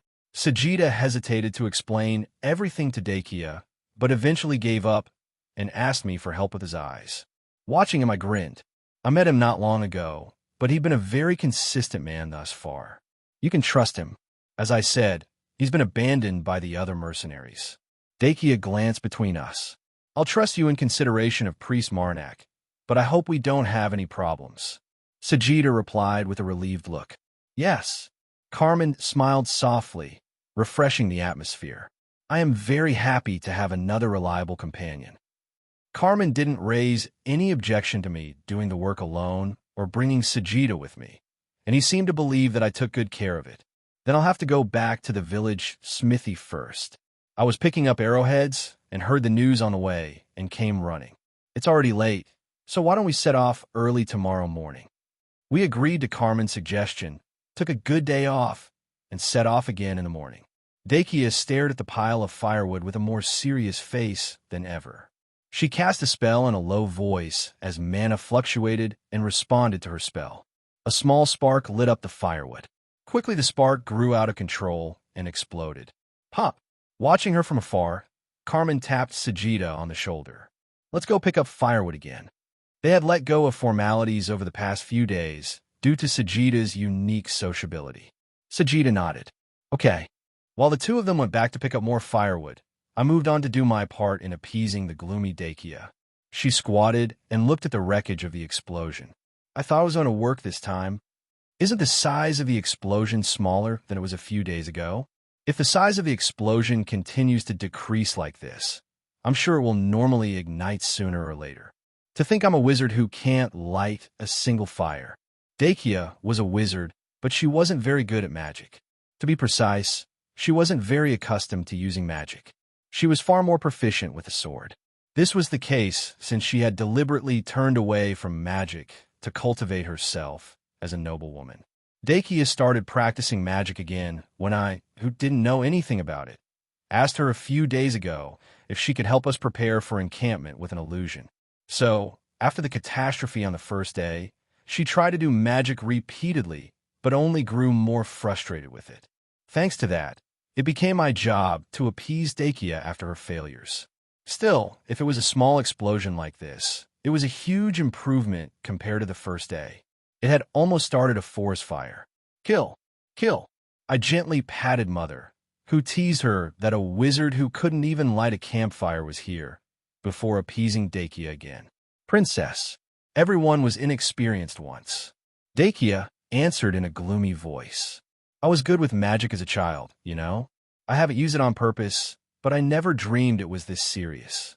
Really, indeed, I'd never seen a wizard in this serious of a state before. It should be as natural as breathing for them to deal with magic. But my honest sentiment was that I truly admired her persistence in ignoring magic until she reached this state. Did a wizard have to go this far to be educated? It will get better. Dakia slowly raised her head and looked in my eyes. It really will, right? Yes. She got up and began to prepare the camp. We had to work hard to get firewood twice every time because of Dakia, but considering the amount of gold I weighed, I could think of it as cute. We told her repeatedly that she didn't need to help and that it was okay for her to rest, but Dakia said that would never happen as we were all traveling together, as she made herself busy every time to help us prepare for camp. She was also quite skilled, except as a wizard. As Dakia and I were preparing the camp, Sajida and Carmen came in with new loads of dry wood. With a fire lit, Sajida sat down and started preparing dinner. Of course, I couldn't cook because of my ruined taste buds, and Dakia and Carmen weren't very good at it either. Maybe it was because of his long mercenary life, but Sajida was very good at cooking, unlike us, so naturally, he was in charge of our meals. While we were sitting around the bonfire and eating what Sajida cooked, Dakia said, "Are we arriving at Eratico tomorrow?" I nodded. "Yeah, I guess we'll be able to soak ourselves in warm water tomorrow night." Kill. Mother hummed happily, saying that bathing in hot water was always welcome. Carmen smiled. But we don't know when Ilek will target Princess Dakia, so we shouldn't let our guard down. But upon leaving town for Eratico, there were no further ambushes from Ilek. I was sure it'd be much easier to deal with us while camping out here than in the city. Attacking the nobility within the city was no different than a head-on assault against the lord who ruled there. Of course, to appease the lord, one would have to pay the price commensurate with the honor they lost. Of course, even if the price was paid, whether the lord accepted the price and resolved their rage was another matter. The reason Dakia talked about taking a good rest was that she was aware of this situation. Still, as Carmen said, we shouldn't let our guards down too much. The next day, we were greeted warmly when we arrived at the gates of Erratico. Not exactly us, but me, the guard, who came out flying after checking my uniform inside the fur coat, said with a bright smile, "Priest, you must be a priest." I nodded with a puzzled look on my brow. "Yes, I'm a priest." The guard clung to me. "Priest, I'm begging you.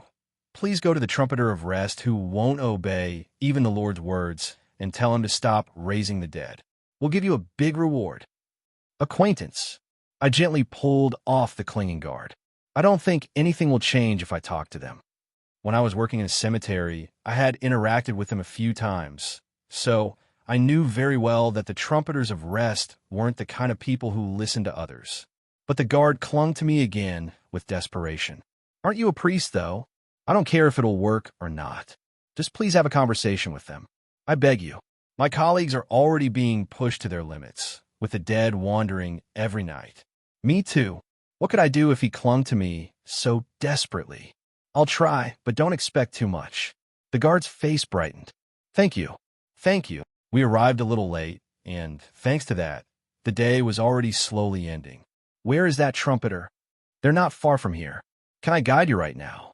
I glanced at my colleagues, who were as bewildered as I was. "Please wait a moment." "Yes." I looked at Dakia. "Princess, since things turn out like this, you should go in first and find a place to stay. I will help them for a while and then follow you." Dakia answered with a warm smile, as if she knew I would agree. "Okay." With my employer's permission, I asked the guard to guide them to a decent place to stay, and they gladly agreed to my request. "Give me your luggage. I'll put it in your room." "Thank you." I handed Carmen my suitcase and was guided by the guards outside the city. Walking along a quiet road, I asked the first guard, "How long has the trumpeter of rest been here?" "It's been almost 2 weeks. If it had been a week or so, it was understandable for them to cling to me as desperately as before."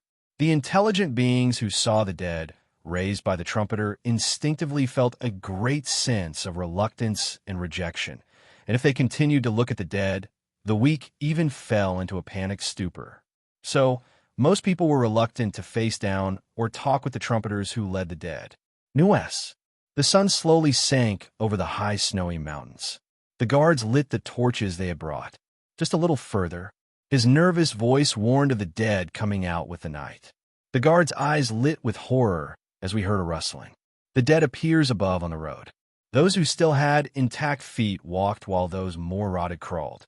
They were all heading somewhere. Priest. The guard's dark eyes showed me he had already reached his limit.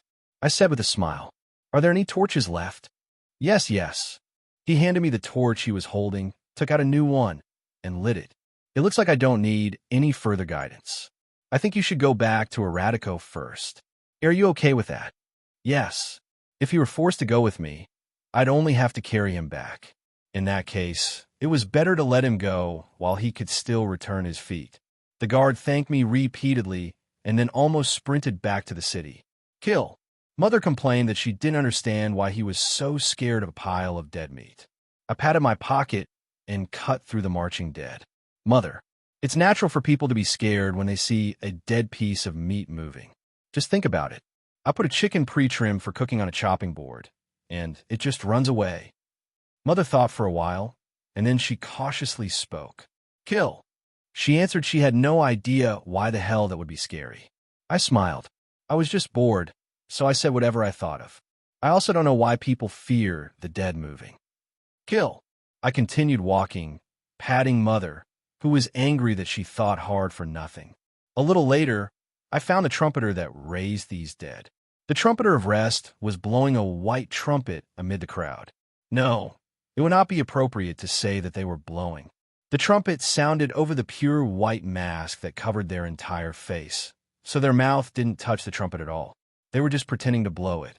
The sound of the trumpets of the trumpeters of rest wasn't for the living, so there was no need for them to be heard. The trumpeters were a unique class among all the priests of the gods. There were no believers quite like the priests to the trumpet of death and rest. Unlike other gods who chose priests from among their believers and gave them powers, the trumpet of death and rest gave its power to anyone. One day, suddenly, for no reason, they were priests. All those who the trumpet of death and rest chose became trumpeters of rest and lived a life for the dead. None of the trumpeters explained their choices, so no one knew why they lived such a life. They wandered as strict individuals, always leading the dead by blowing their silent trumpets. Working in a cemetery had given me ample opportunity to watch them. They usually appeared in places where many corpses, and you could always see them on intense battlefields. As a result, there were, of course, those in power who did not like that the trumpeters of rest appeared in the middle of the night and took the dead bodies away. But no one dared to attack them or their followers. They responded aggressively to those who would attack the dead under their thrall, and anyone would be reluctant to face the untiring dead.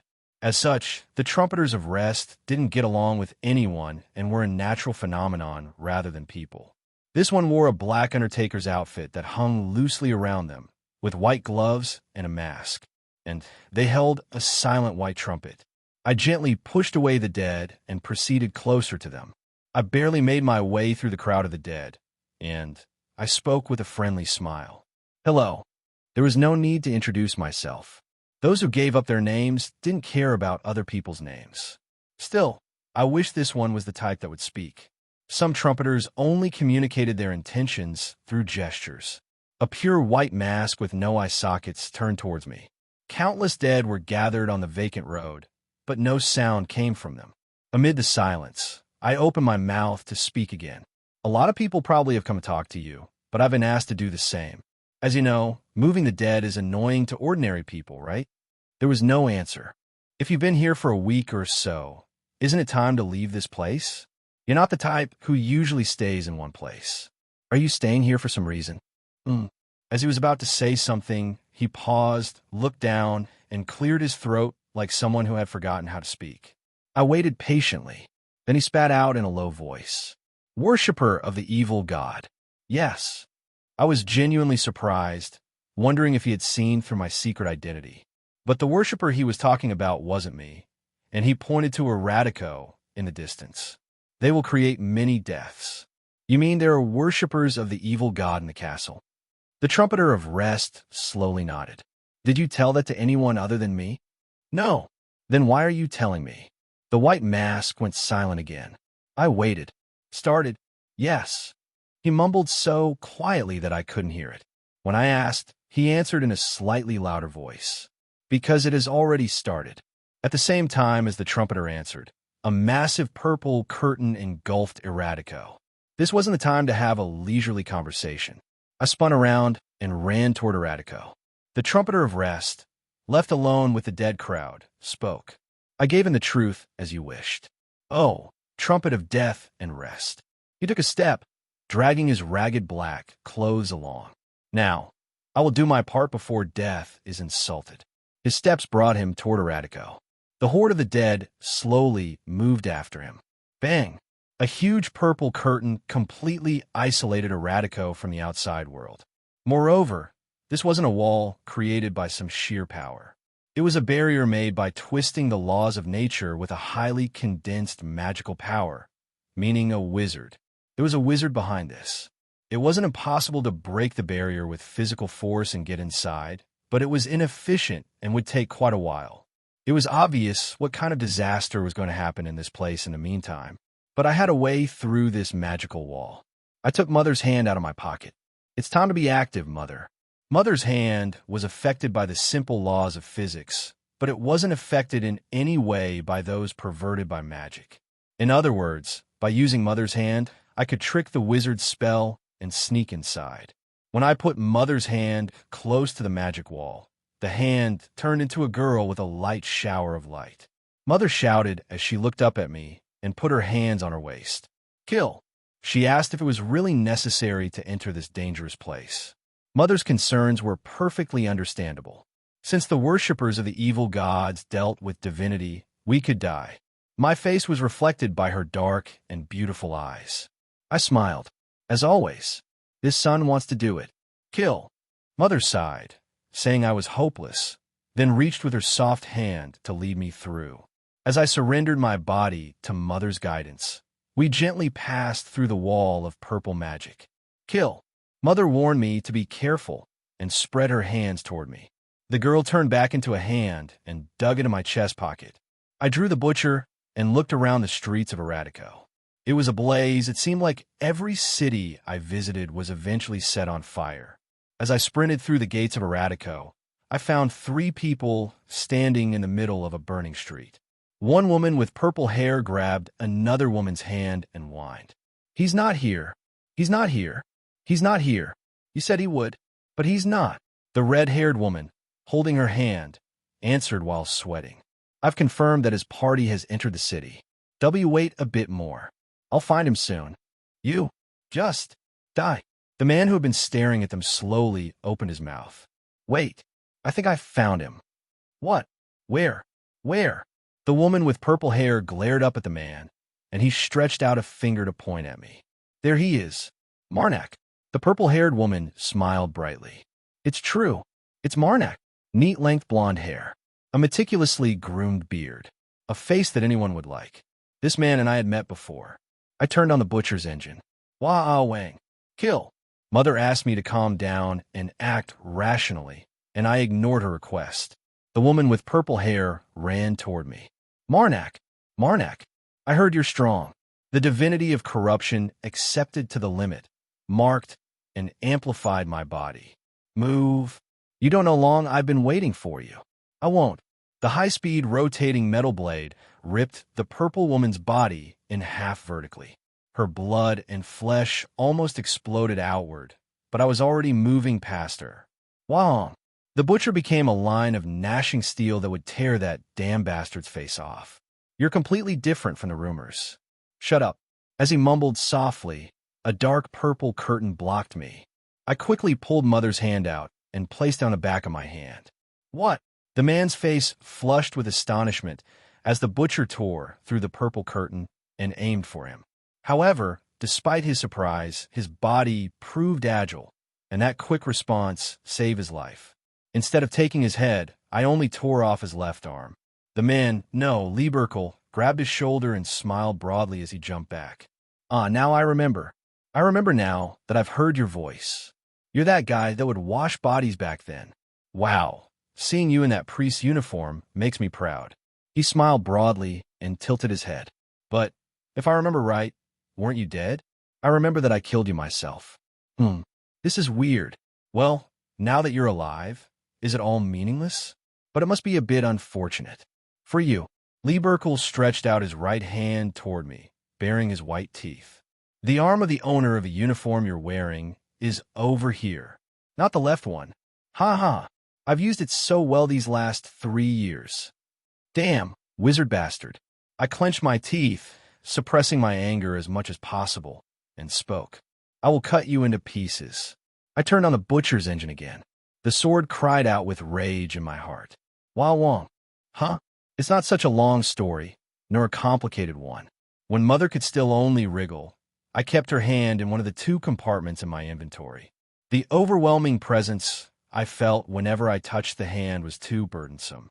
As a wretched and invincible person, I wasn't welcomed anywhere, and I couldn't stay in one place for long for fear of being discovered as a worshiper of an evil god. It was a futile fear, but I was always full of useless worries back then. I earned a day and lived a day. When I couldn't earn a day, I would starve that day. Fortunately, this body was the kind that could move well, even with a little starvation. I once considered becoming a mercenary, but I wasn't confident in killing. I was also much more scared of getting hurt than killing. I experienced my second winter. A year passed, but my life hadn't taken a single step forward. I was still earning a day and living a day. But I met my benefactor, Sanctus. As usual, I was running away from the city, driven by unfounded fear, when when I encountered a group of thieves. Luckily, I ran away from the thieves and managed to avoid their pursuit, but eventually I got lost in the mountains. I had no idea how to find food in the mountains in winter, so I walked on while my body could. I continued to walk to the east as the sun rose, hoping that one day I would reach a road people traveled. I starved and starved, then starved again. The body that seemed like it would move forever fell. I saw a little light just before I lost consciousness in that terrible blizzard. Sanctus saved me like that. He was a man between middle and old age, often cheerful and rarely serious. When I finally came to my senses, he jokingly told me that he almost had my body removed for a few coins and laughed. But Sanctus didn't ask me anything, and he told me to stay as long as necessary and leave when I was ready. He was a priest who worshipped the goddess of maintenance, and at the same time, he was a gravekeeper who lived outside the city. When I learned he was a priest, I wanted to immediately get up and run away. Of course, I couldn't resist the temptation of free food and board and stayed. I learned to handle corpses under him as I recovered, since I felt sorry that I was mooching off him. And while he worked, I tried to ask him why in the world he'd saved me. He replied with a smile. I just wanted to. That smile settled in the deepest part of my heart. Sanctus always helped others. He said he didn't need a reason to help. I wanted to be like him. So I became more and more like him. Winter arrived again after a year of peaceful living. I didn't think it would be a bad idea to continue like that. Really. But one day, while clearing the snow, I found a man lying on the ground as usual. Like me the previous winter, he was driven to the end of his life, and I saved him as I learned to do from Sanctus. But I should never have saved that damn wizard bastard. The damn wizard bastard received my help with a smile on his face, and then he confessed to me that he was a worshiper of the evil gods and ripped me to pieces with his magic. I died like that. No, I just felt like I was dead. When I woke up, that hand stroked my cheek, though I wasn't sure how it left my inventory. That day, I faced the consequences of what I had done. The torn and dismembered corpse of Sanctus was left to greet me. It was all my fault. If I hadn't saved that damn wizard bastard, Sanctus would have lived. I buried Sanctus' corpse, grabbed his priest's robe, and put it into one of the two-compartment inventory. I knew I needed power. In this world, serenity was granted only to those with the power to protect it, and mercy should also be given only to those who deserve it. The hand wriggled sadly as it tried to comfort me. I looked at the hand and remembered the job I had been avoiding. Priest of corruption? I had a way to get stronger all along. Wah-wah. Without a single bit of grief, I swung the butcher with the intent to kill. Whoa, that's dangerous. Divinity moved with Lieberkel's cry. Black shadows held my body back for a moment, but these were mere shadows. I tensed my legs and ripped through them, swinging my sword. Alphen, die! Lieberkel smiled, then shouted as he stomped his foot. Libra of retribution. A hammer of pure white light fell on my head, and it was the hammer of punishment, the power of the Reformation Church priests. The light hit me, and a heavy blast of divinity ran through my body. Cough! Blood flowed from my mouth. After I spat it out and regained focus, Lieberkel broadly smiled. Looking closely, the divinity I can feel in your body isn't from the goddess of maintenance, huh? But seeing the protective clothing hanging on that priest's uniform is being used properly. He chuckled. You were a worshiper of the evil god, just like me. This son of a bitch. Shut up. I guess I hit the nail, right? I told you to shut up. Mother. The space around us distorted, and the giant of corruption fell between us. Gah! I revved the butcher's engine again, causing it to roar. Today, I would kill that damn wizard bastard who doesn't even know grace today. Lieberkel looked up at the giant of corruption and laughed. Wow, it's an interesting ability. It just so happens that I have an empty spot for my left arm, so if I take yours, it'll be perfect. No response was needed. I sprinted straight at Lieberkel. The corruption art shone brighter than ever, giving me strength.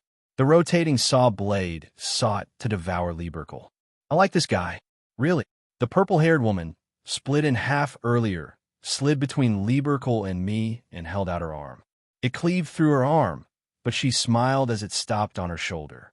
You came. I said move. Wahong. I cut the woman's throat and ran toward Lee Burkle. He smiled and pointed behind me. Something grabbed me from behind.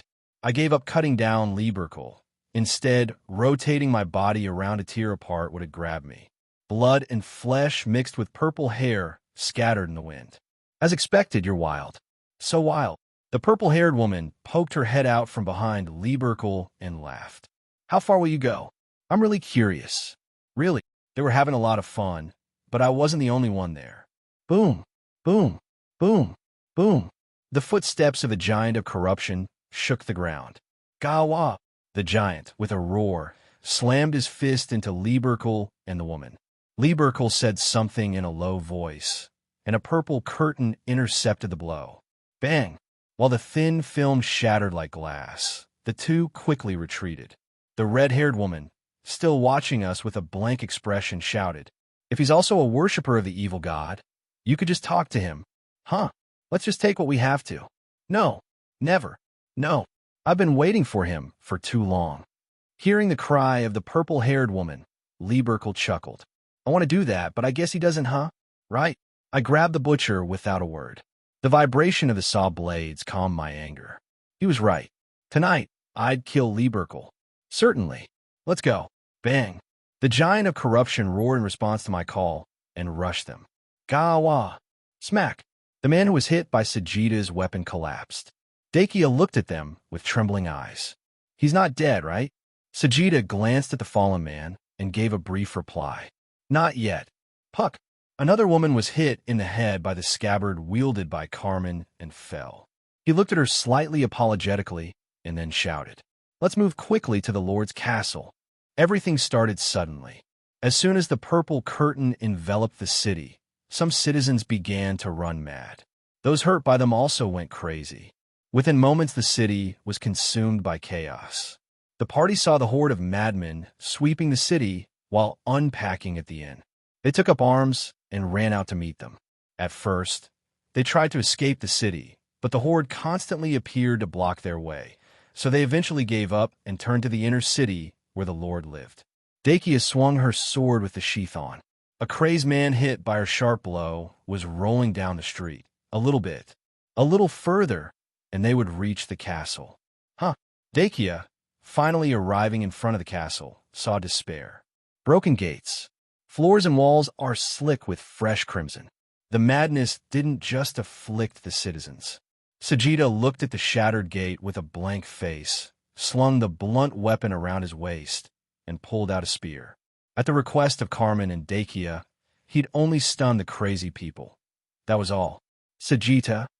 He looked at Carmen, who called him, and answered, Now we have to kill. Kill and kill to get out of this crazy city. Sajita looked away from Carmen and to the princess.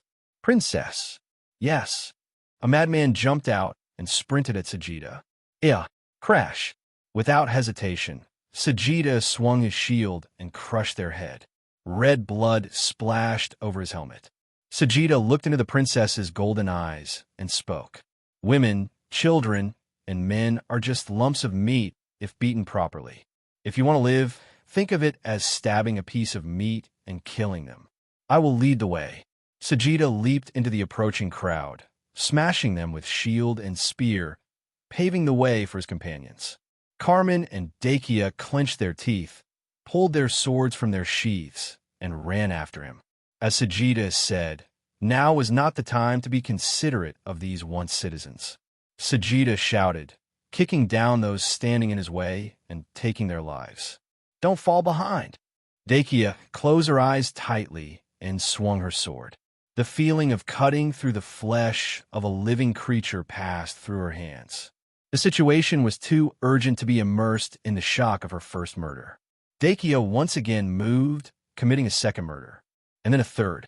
The party pierced, and pierced through them. Ah! Sajita sprinted on. The gate was right in front of them. But as he looked back at the way he had made on his own, he noticed a giant was running wild, and a few people gathered in combat. One of them, Marnak, was fighting the rest. He changed the way he held the spear, not for swinging, but for throwing. Bang! Using his strong legs as a pillar, He squeezed the strength from his muscles. His body knew how to put it in the spear without wasting a single ounce. The spear slashed through the air with explosive speed. Clank! Lieberkel, who had stopped the butcher again with magic, grinned at me. Isn't there another way? You're too simple. At that moment, Lieberkel's head exploded. The spear that had blown his head off slammed into the ground. I was so disconcerted by the sudden attack that I stood still and muttered, "What the hell?" Futility. I raised my head slightly, looked in the direction the spear flew from, and saw Sajida leaping back into the crowd of madmen. So it was Sajida. I stood there, staring at the headless body. I read somewhere that revenge was futile, but could it really be this pointless? I didn't want a grand epic, but I didn't want this either. Did he really die? With that sudden thought, I reached out and grabbed Lieberkel's corpse and shouted, "Mother, I will offer this man's body to you." I prayed as usual, but Lieberkel's corpse didn't turn into divinity.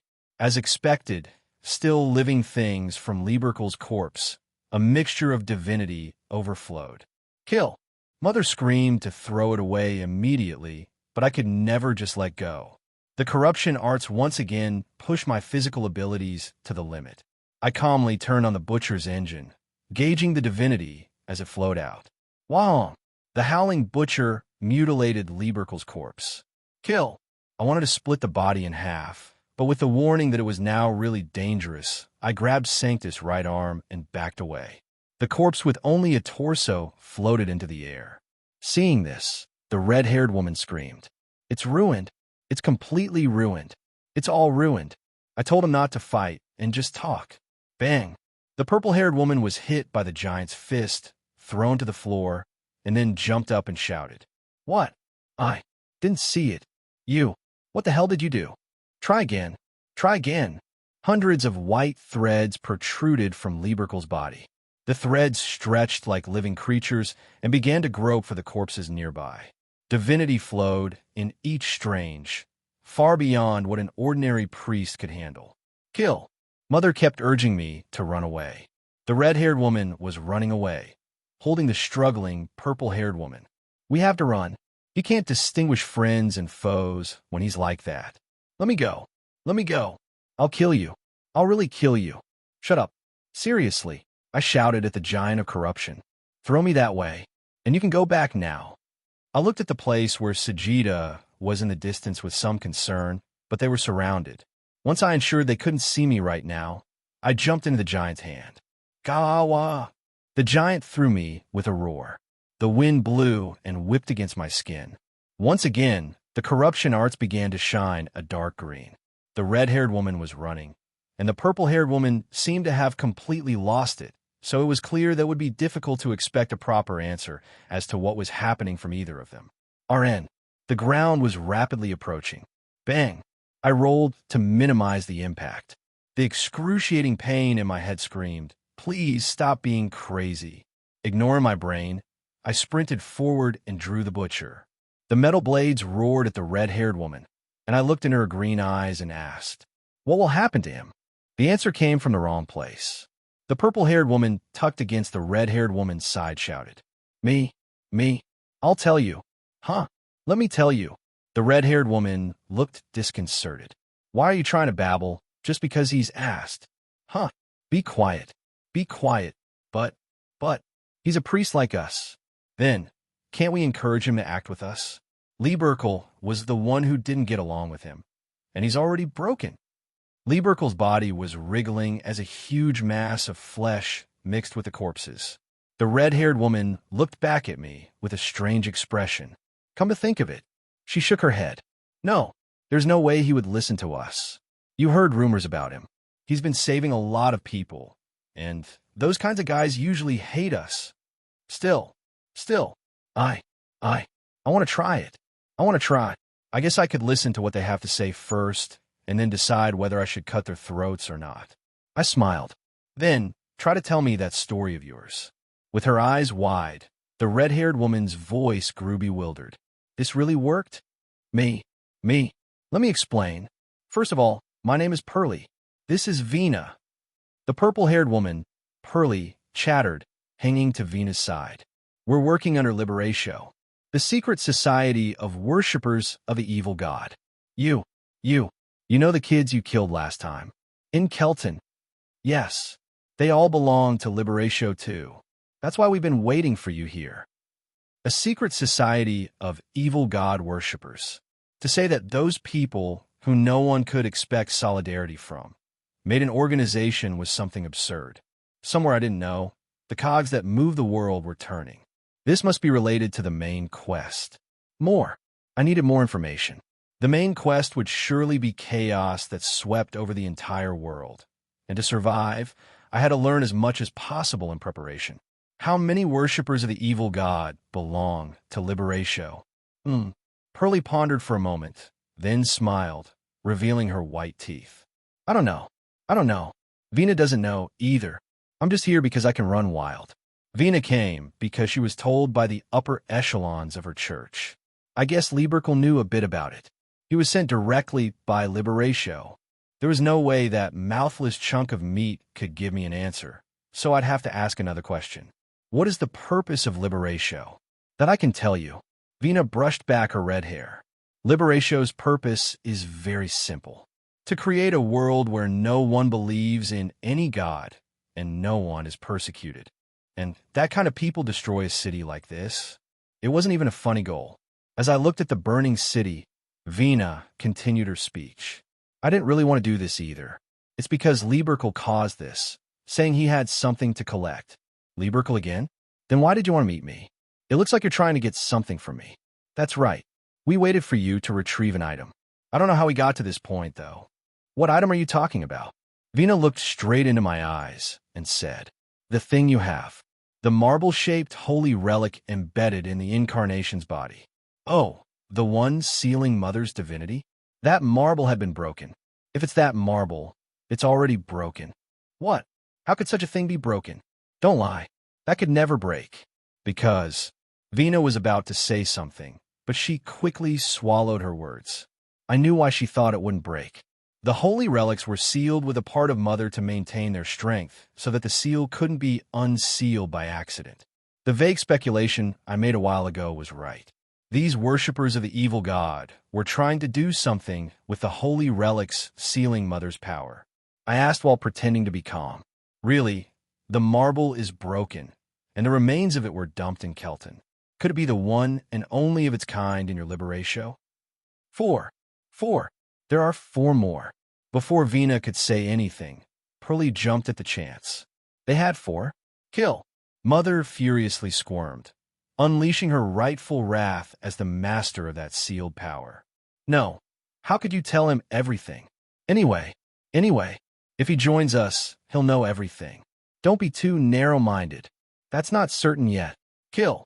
Mother warned me that I had to really run away soon. The mixed holy mass was on the verge of being completed into something. I asked with a smile that seemed as friendly as possible. But whose ability drove the citizens into madness? Pearlie smiled broadly and responded quickly. It's not me. I can't do that. Vina frowned at Pearlie. Hey, why do you keep answering him? Swoosh. Vina's head rolled. I got pretty much everything I needed. If I had spent more time here, I wouldn't have had enough time to rescue my colleagues. Without stopping, I swung my frosteel sword at Pearlie's neck. She calmly reached out one of her hands to block, without caring about losing her limb. I tightened my grip. The frosteel blade relentlessly cut through Pearlie's hand and made its way toward her neck. But before her neck was cut, Pearlie chuckled and said, I'll see you again. A new head fell to the ground. I reached out my hand and spoke quickly. I will dedicate it to Mother. Only the corpse of the red-haired woman turned into divinity and permeated my body. Divinity. 3023. Wasn't that one dead too? I didn't know what kind of talent it was, but her silk string was tenacious. As I retrieved the divinity from Vina, the divinity that had spread throughout the city slowly faded. The madman's screams ceased, and silence settled over the streets. Now it was time to find my colleagues. Of course, I believed they would be alive, and all 3 were capable enough to protect at least themselves.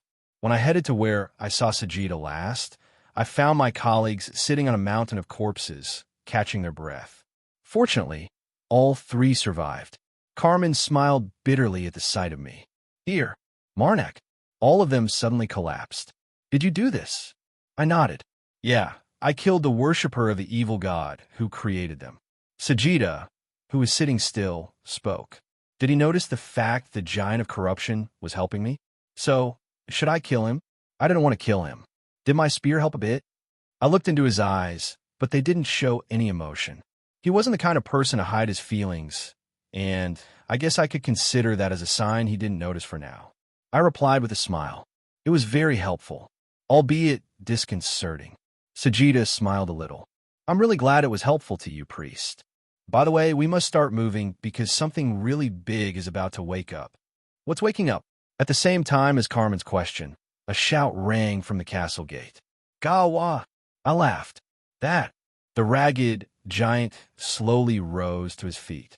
Several human corpses were mixed with the giant's body, and each was alive and wriggling. I quickly reached out and pulled Dakia up. She had just been looking at the corpses she had created before, gloomy. Princess Dakia, I will work hard to comfort you after this work is over, so you need to return to your senses. Dakia looked at my desperate expression and smiled. How are you going to comfort me? We'll think about that later. We have to earn some time to save those still alive. It's okay if you don't help. Just move. Carmen asked. Someone will come if we earn some time? Yes, definitely. Lieberkel was playing with corpses like that, so there was no way he couldn't have known. Sajida carefully opened his mouth. Yes, it seems they're already here. When I turned my head to look at the ragged giant made of living corpses, countless dead were climbing his body. The ragged giant roared. Gah! The dead persistently bit, scratched, and attacked the ragged giant. I found him standing in the middle of the scene of that fierce battle. A pure white mask, black clothes dragging behind him. A silent trumpet. The trumpeter of rest raised the white trumpet and began to play a silent funeral song. New weapon? As the trumpet for the dead sounded, the resurrected ones gradually accelerated. Jayawa! Every mouth on the ragged giant's body roared. They began to writhe and fight against the crawling dead. Bang! The giant's fist swept away a group of the dead. The space created was constantly flooded with new dead. Even the shattered and crushed corpses began to crawl back toward the fray. Jayawa! We stood at a distance and watched. Dakia glanced at us and spoke carefully. It looks like it needs a final blow. Should I try it with magic? Carmen glanced between Sajida and me, then replied with an awkward smile. I guess that's a bit. Sajida quietly nodded, and I helped Carmen before the princess could screw up. You have to be patient.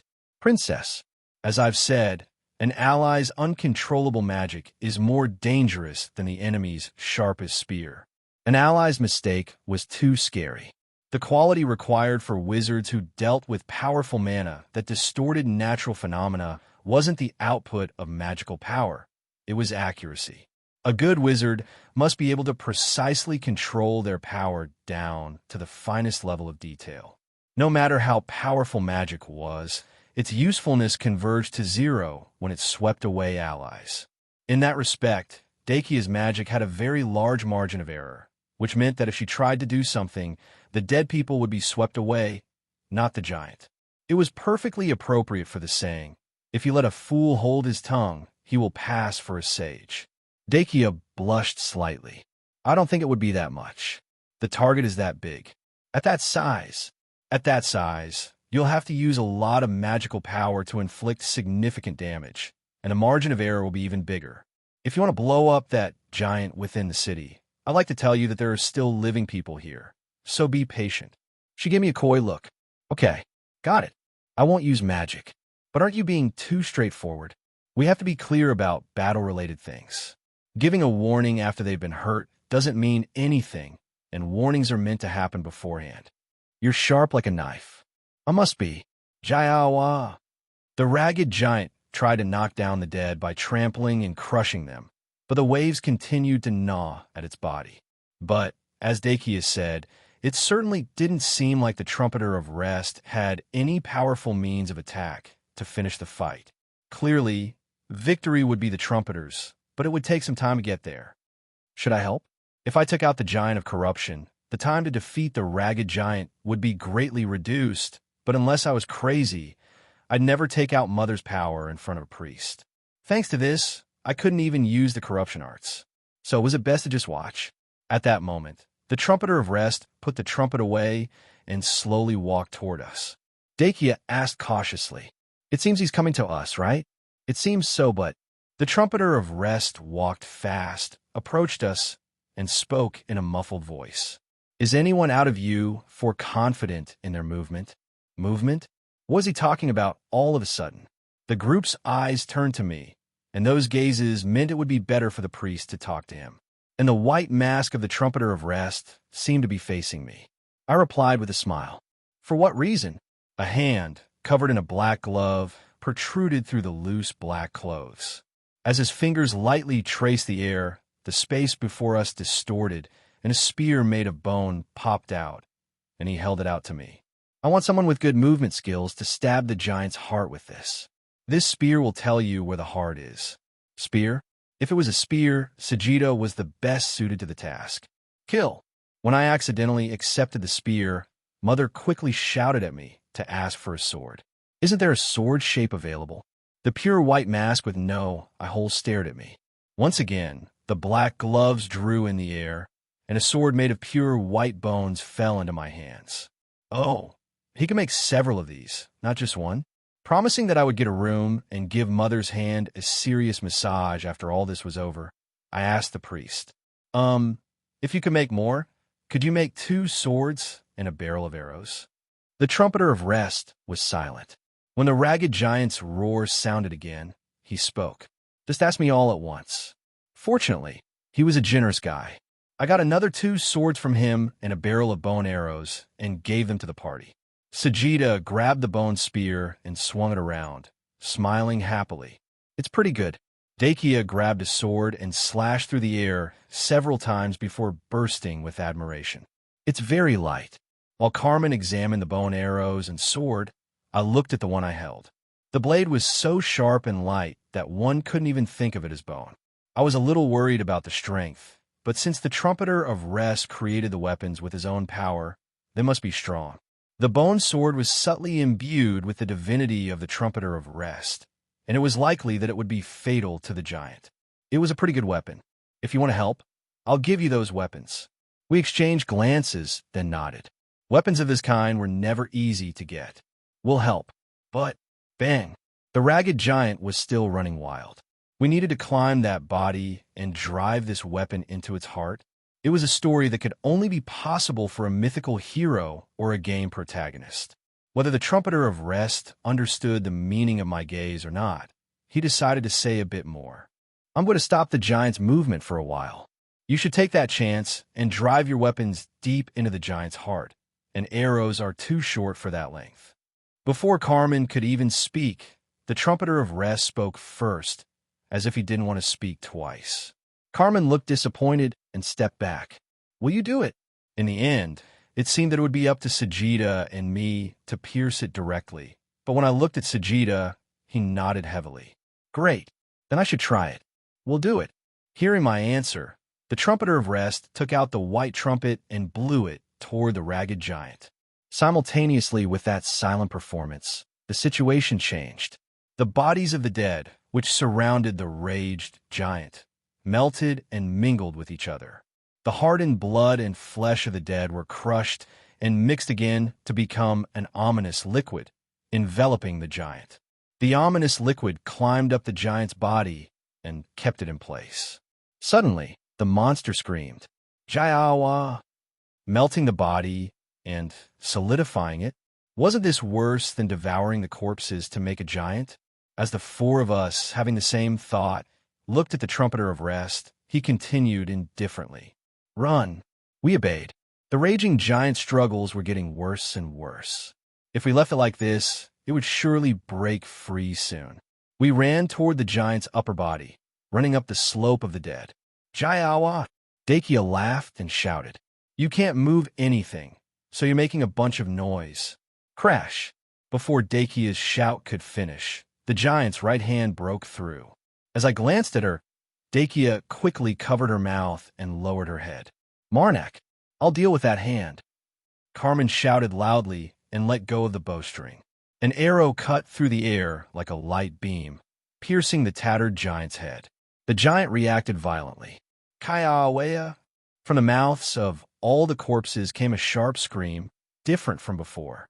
Dakia took advantage of that and sprinted away.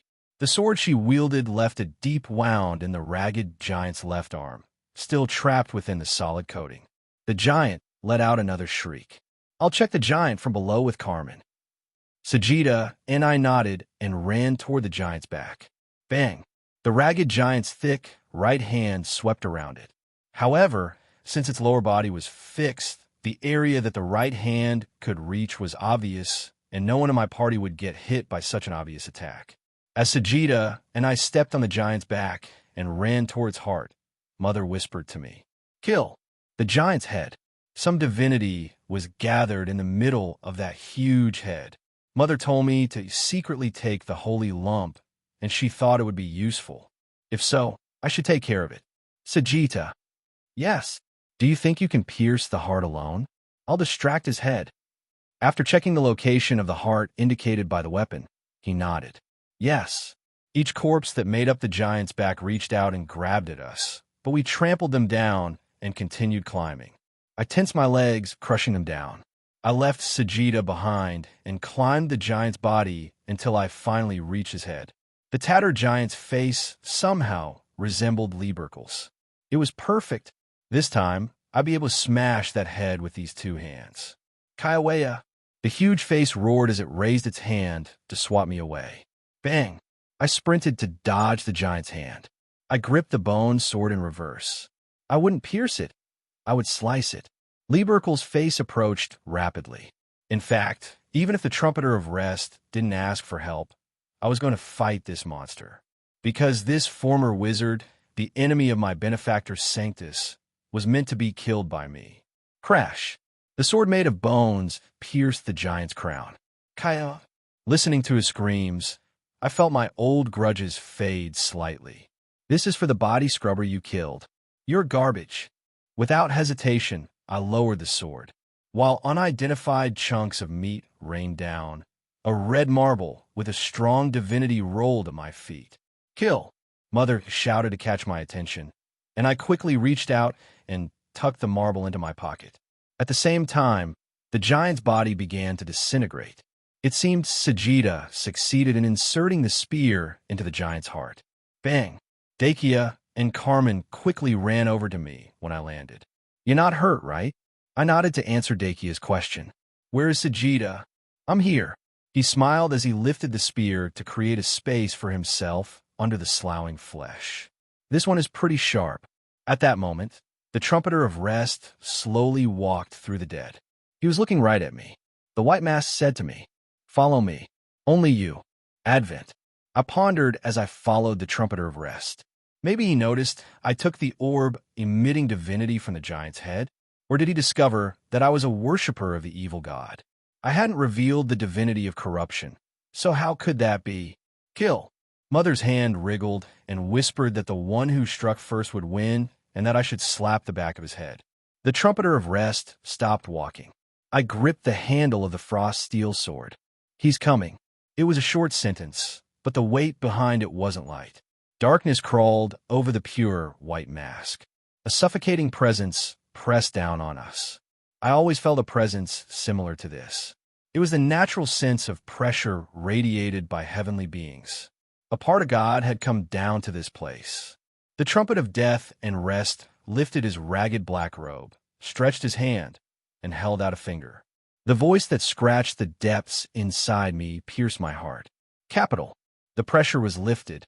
The darkness that had flowed down the white mask faded.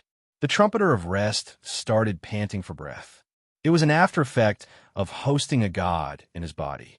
I was anxiously waiting for him to catch his breath with my head full of thoughts. I raised a finger in capital. Could it be that God came down and told me that there was a holy relic in the capital? Was the trumpet of death and rest an acquaintance with the mother of corruption? I had to ask Mother about this later. If my interpretation was correct, it meant that the trumpet of death and rest recognized my true identity as a priest of corruption. Who? The trumpeter, who barely regained his composure, looked at me. Do you have anything to say? I don't know and don't want to know. That had a simple meaning. Whatever you are, I will stand by you. I smiled and nodded. Is that so? Then let's go back. Asterisk. I spoke to Mother while keeping my distance from the trumpeter. Are you acquainted with that god from just now? Kill. A simple answer. I don't know him at all. What? What the hell was going on? Once again, I had to stop and ponder. I returned to where the party was, handing off all the troubling questions for now. When Carmen saw me return, he smiled bitterly and pointed into the city. But what about this? Dead bodies filled the streets. In addition, there were still a few places on fire. The trumpeter of rest took out the white trumpet and blew it. The dead bodies filling the streets got up one by one and started moving outside the city. Dakia watched and said to me in a low voice, Beta, wouldn't it be easier to clean up the city with the help of the trumpeter of rest?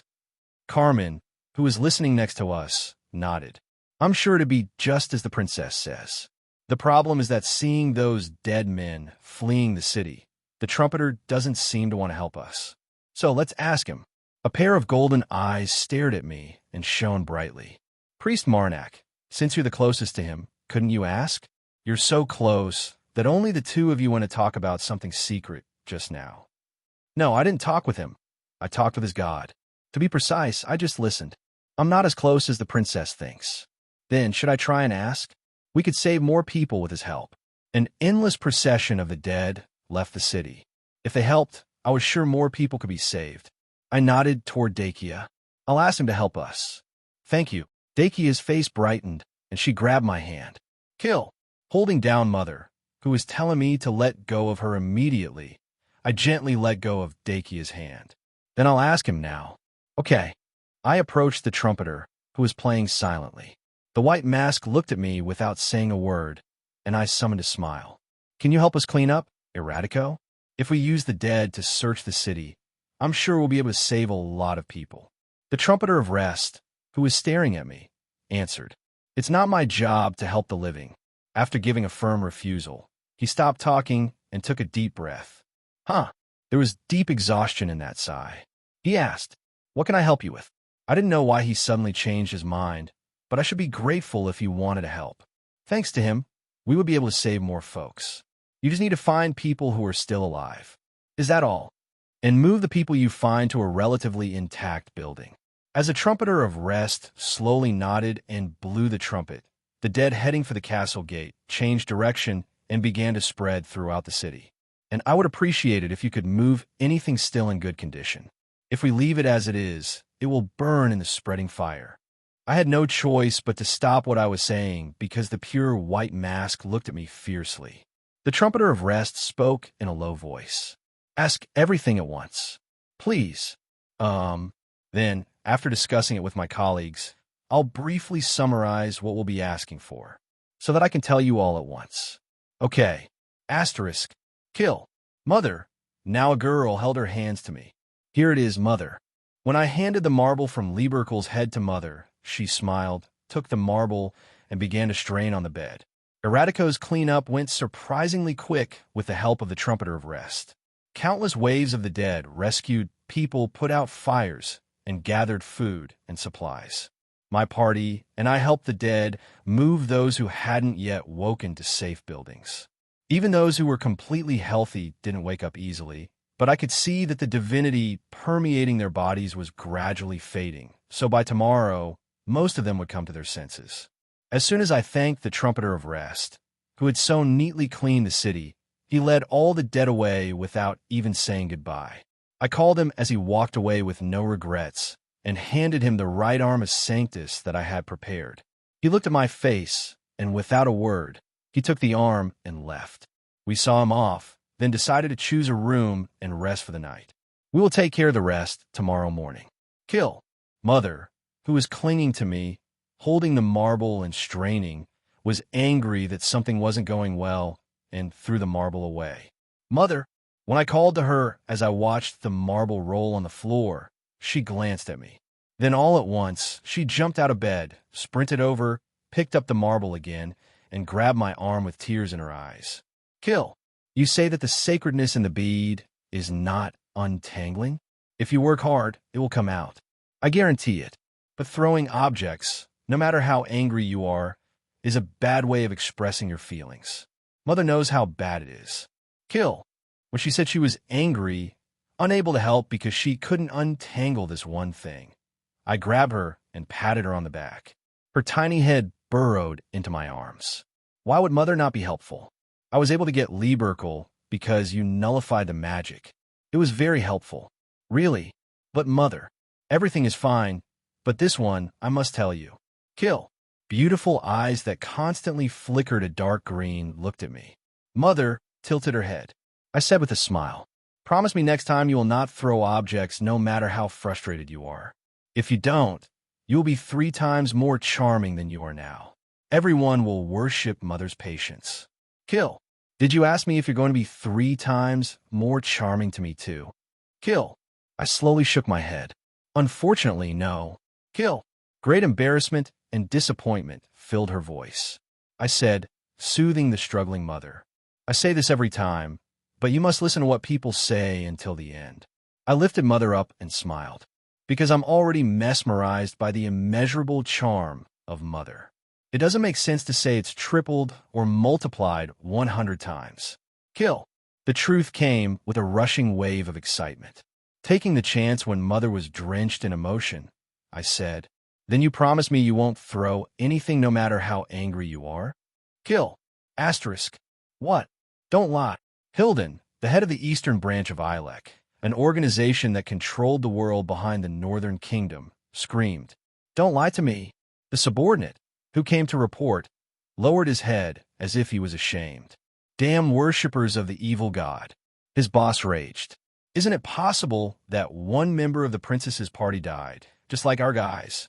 Back to reality. Why the hell is this happening only to me? Depression. After going through all the steps, Hilden, who had finally reached acceptance, sat down and muttered, Fuck. The plan to pay a large bribe to the Lord of Erratico to raid the princess's party was completely ruined when the damn worshippers of the evil god intervened. The prepared assassin and the lord who got the money all died. How the hell am I supposed to tell him this? That bastard will definitely make a big fuss. He had to do it, though. That damn bastard would be even worse if he didn't say anything. Hilden buried himself in the chair and tightly closed his eyes. It was very painful to think of the humiliation he would receive. Damn bloodline. Damn reptile bastard. Just because he's the prince of the dragon kingdom. Asterisk. It had already been 3 days since we started staying in Erratico. They were really busy days without a second to rest.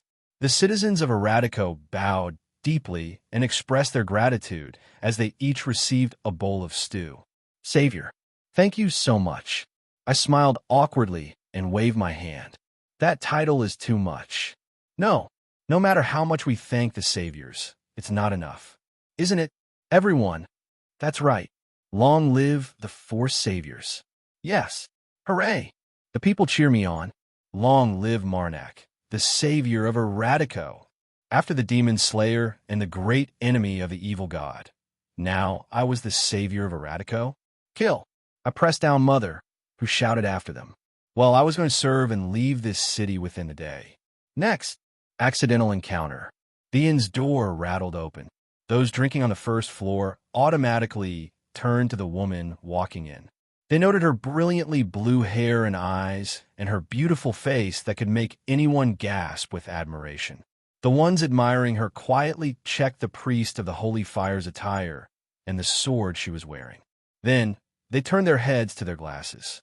Priests weren't the kind of people to avoid, but they didn't need to get involved with them either. Where drums beat, laws are silent.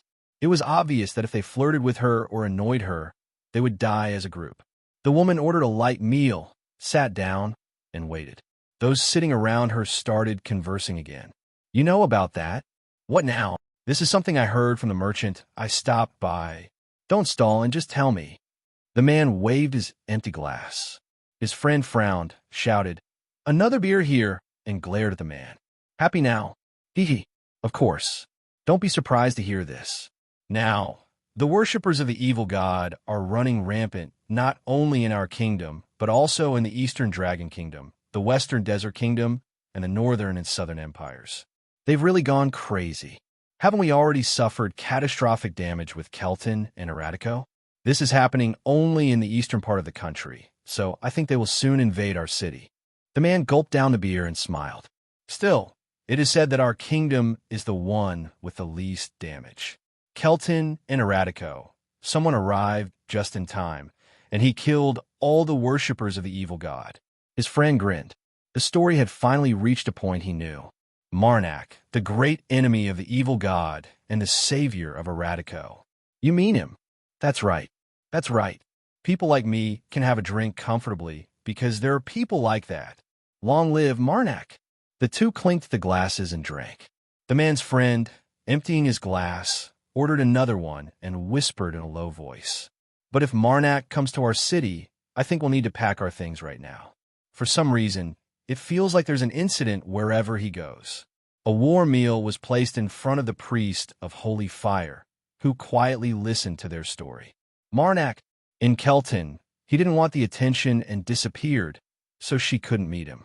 But seeing him appear in Eratico after Kelton, the direction he was heading was somewhat similar to her own, toward Perina, the capital of the northern kingdom of Algor. RNS.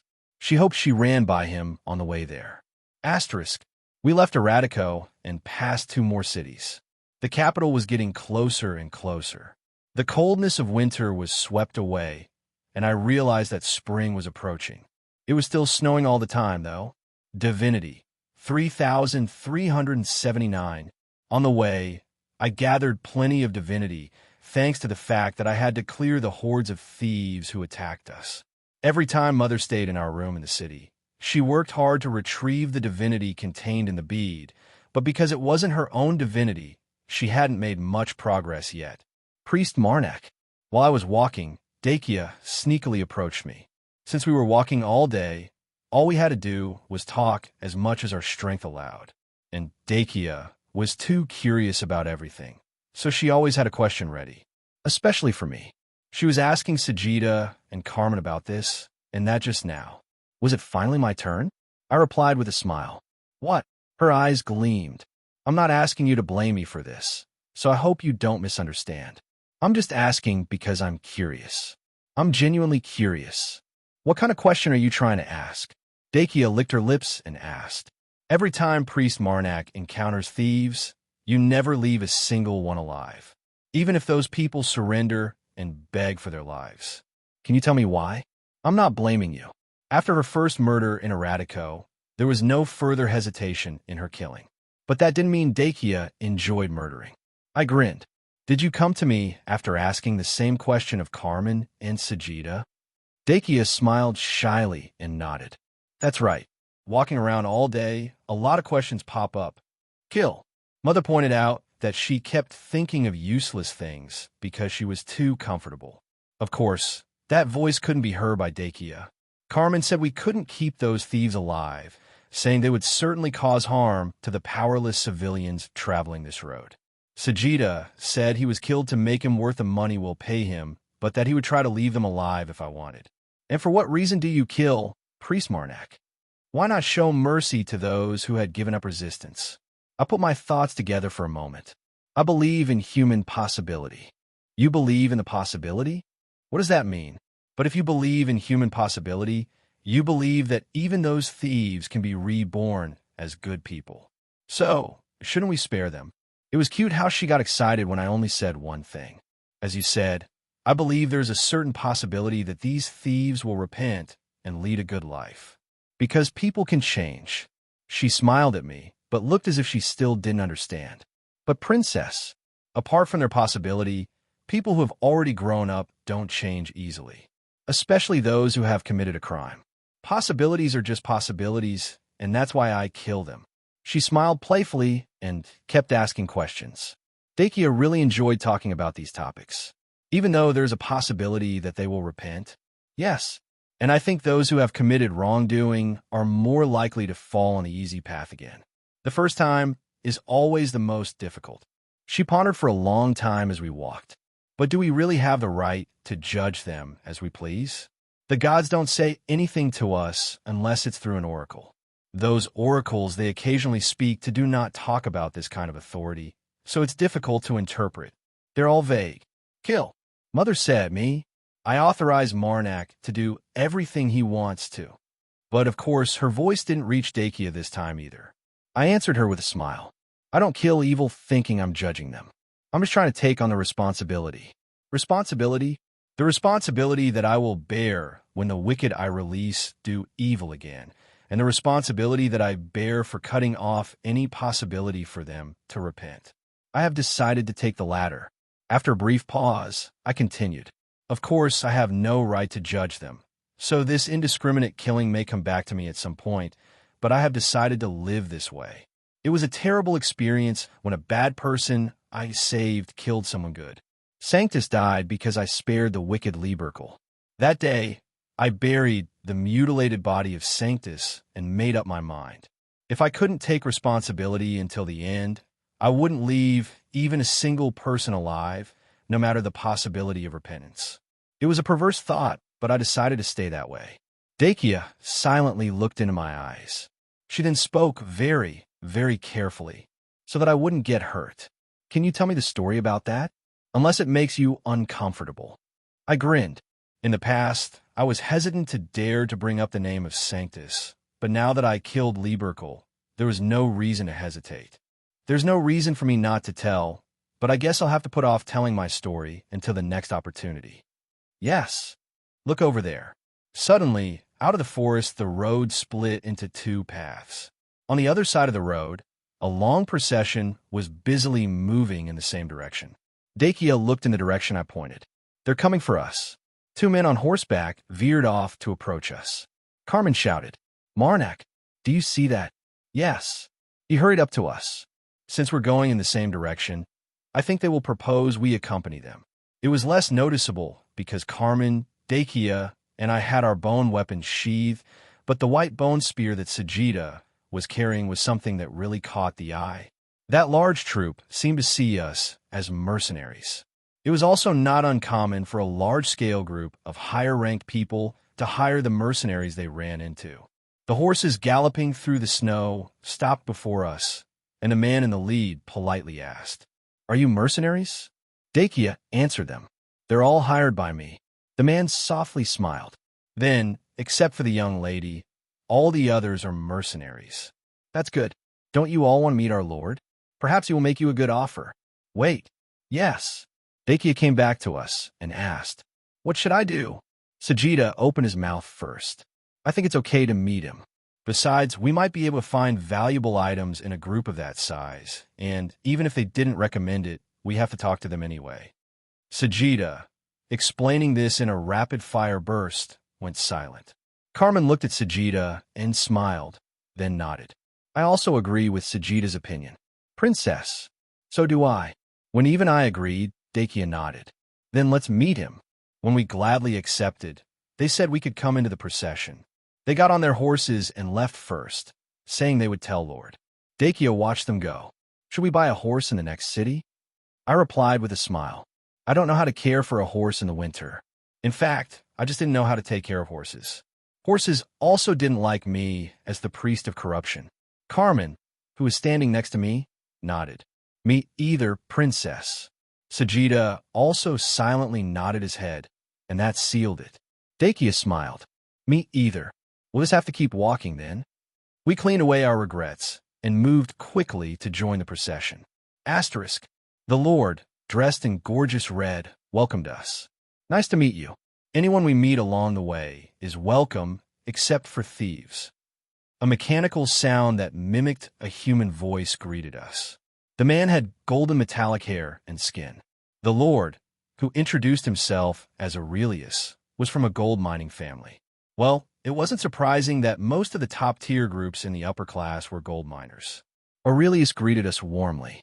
Come on, don't stand there blankly staring and come in.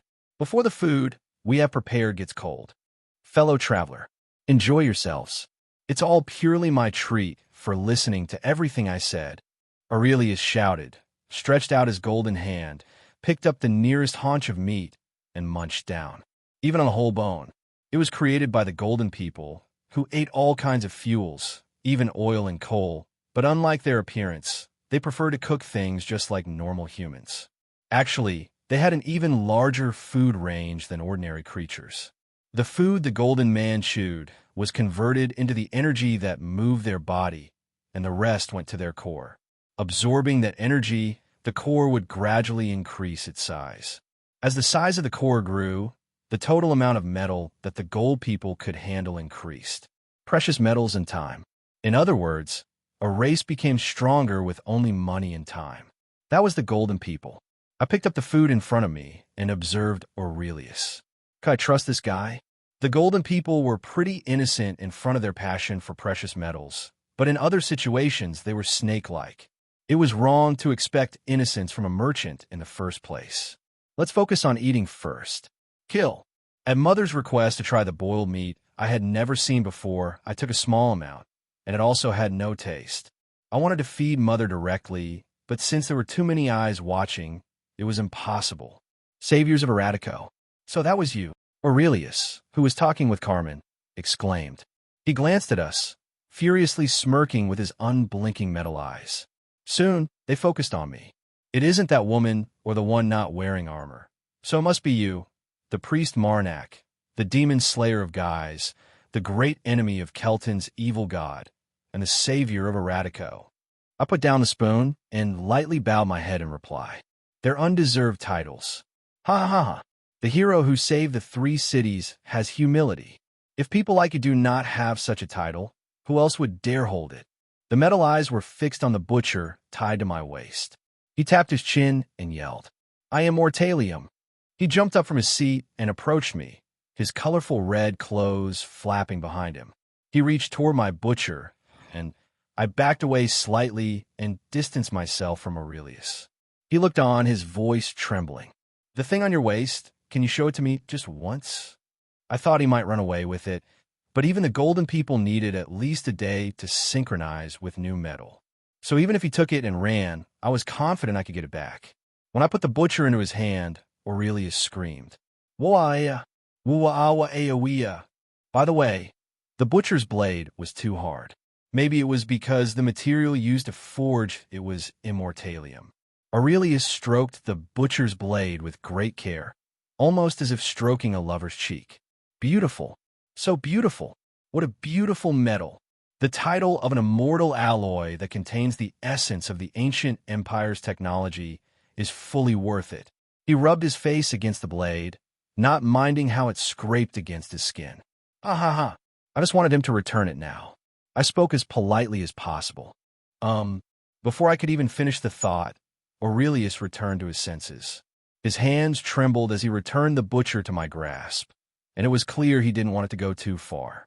But as a merchant, he skillfully controlled his emotions and nodded. RS, it's my first time seeing this whole of an immortalium sword, so I lost my mind for a second. I've shown you an ugly side of me. It's okay. The desire for immortalium from the golden people is natural, isn't it? Thank you for your understanding.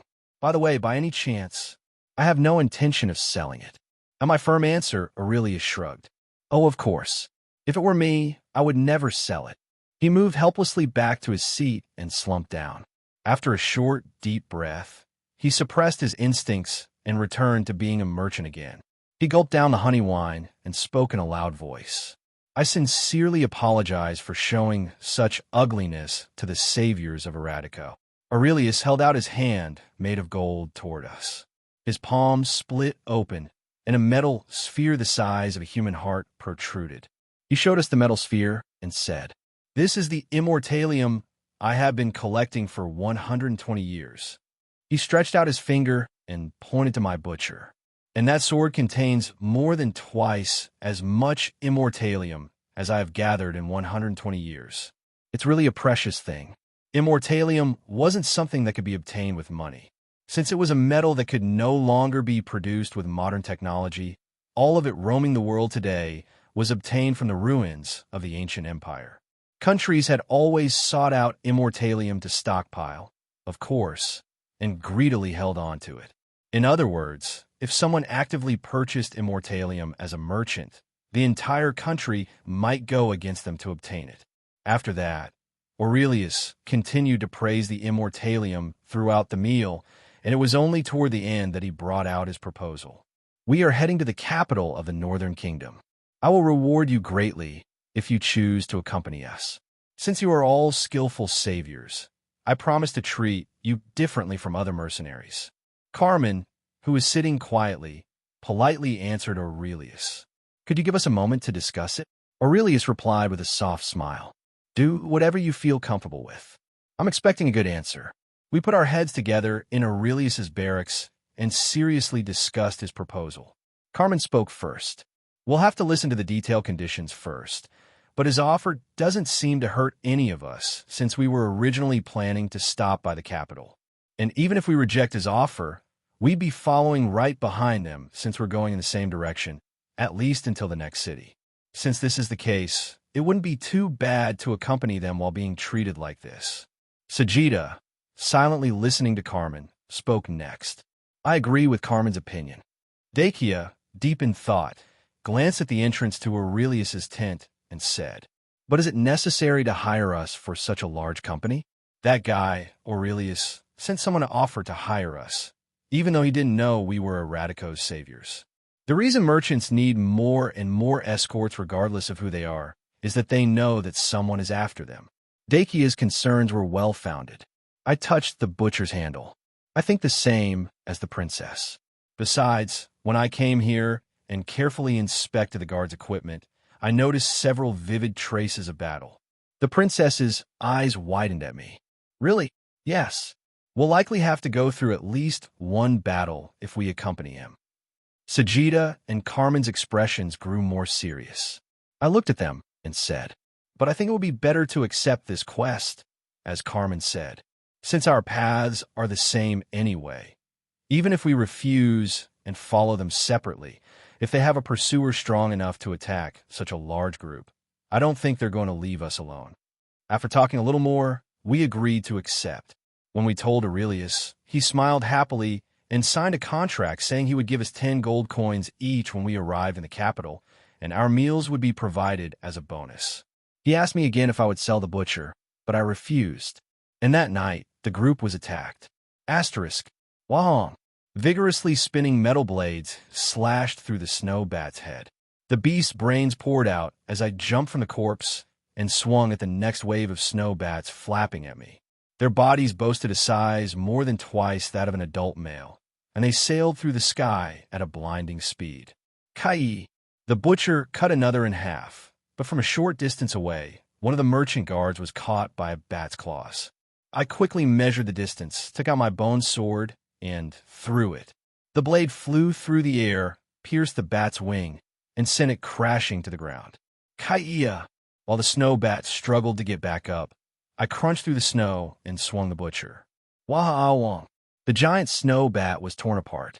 Blood showered me while I quickly cut off the snow bat's leg and placed my hand on the neck of the capture guard. No pulse. I retrieved the bone sword stuck in the dirt and examined the situation. Kai! A bony arrow pierced a snow bat's eye. As the blinded snow bat descended, Sajida stepped forward, dodging the monster's claws and spearing it. Hap! And Dakia, who jumped out from her spot nearby, cut off the head another. After confirming that the party was fighting well, I turned on the butcher's engine again and rushed to save the other guards. Kai-ia! The intense fight continued for a while, but eventually, the snow bats flew up all at once and left when the tide started to turn. While everyone sat down to rest, I headed to Aurelius's barracks. His personal guards blocked my way. Please move away. Clean your clothes and come back. As a guard said, my clothes were covered in steaming gore that hadn't yet cooled. Before I responded, a voice came from within. Let him in. I strode into Aurelius's barracks. With every step I took, the blood and flesh of the monsters coating my body flowed down to the ground. Aurelius looked at me with his golden metallic eyes and smiled. Aren't you going to put back that awesome immortalium weapon? I glanced at the butcher in my grasp and answered. I am willing to put it away according to the Lord's answer. I must answer this very carefully then. Yes, you'll have to answer it very, very carefully.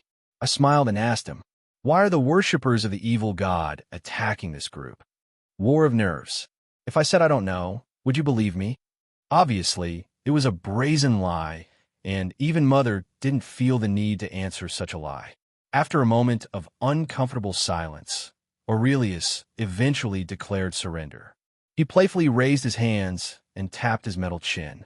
Contrary to the rumors, the great enemy of the evil god seems to need some reason to capture the worshippers of the evil god. He talked about the duty of a priest that worshiped the gods, but of course, it had nothing to do with me as a priest of corruption. I replied with a smile. I'm here now as a mercenary. Our employer forgot and left out some information about this quest.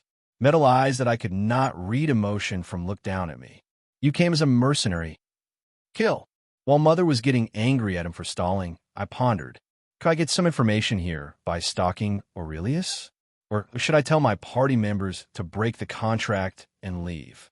Looking at his behavior, he definitely knew the cause of this raid. Besides, I needed information about the actions of the worshippers of the evil gods, which I was sure were closely related to the main quest. While I considered using force, Aurelius spoke. Trusting the priest's reputation, I will tell you the reason. Can you keep my secret? I looked up at him and answered. If it's a secret worth keeping, I will. After a moment of silence, Aurelius continued in a low voice. Bring that. The guard who had been standing next to him disappeared somewhere. Aurelius buried himself in his chair as we waited. The worshippers of the evil god began to attack our group after I was handed over a thing. I promised a client to ship the thing to the capital and received advance payment. The blood of the snow bat flowed down my cheeks from my hair. Roughly wiping away the blood, I brushed my hair back. From what I've seen, I don't know the price, but the damage to your group seems terrible. Isn't that enough to consider giving up on this delivery? I have received the immortalium, and I'll get the other half in the capital. That explained his persistence. The guard returned after a while with a box. The box, or rather chest the size of an adult's torso, was engraved with strange patterns. Aurelius tapped it after the guard handed it over. This is that thing. To be honest, I don't know why the worshippers of the evil god are after it. I showed this item to another priest killed at their hand a while ago, but he said he didn't know why they were targeting this object. Arabs. He slowly opened the box and smiled.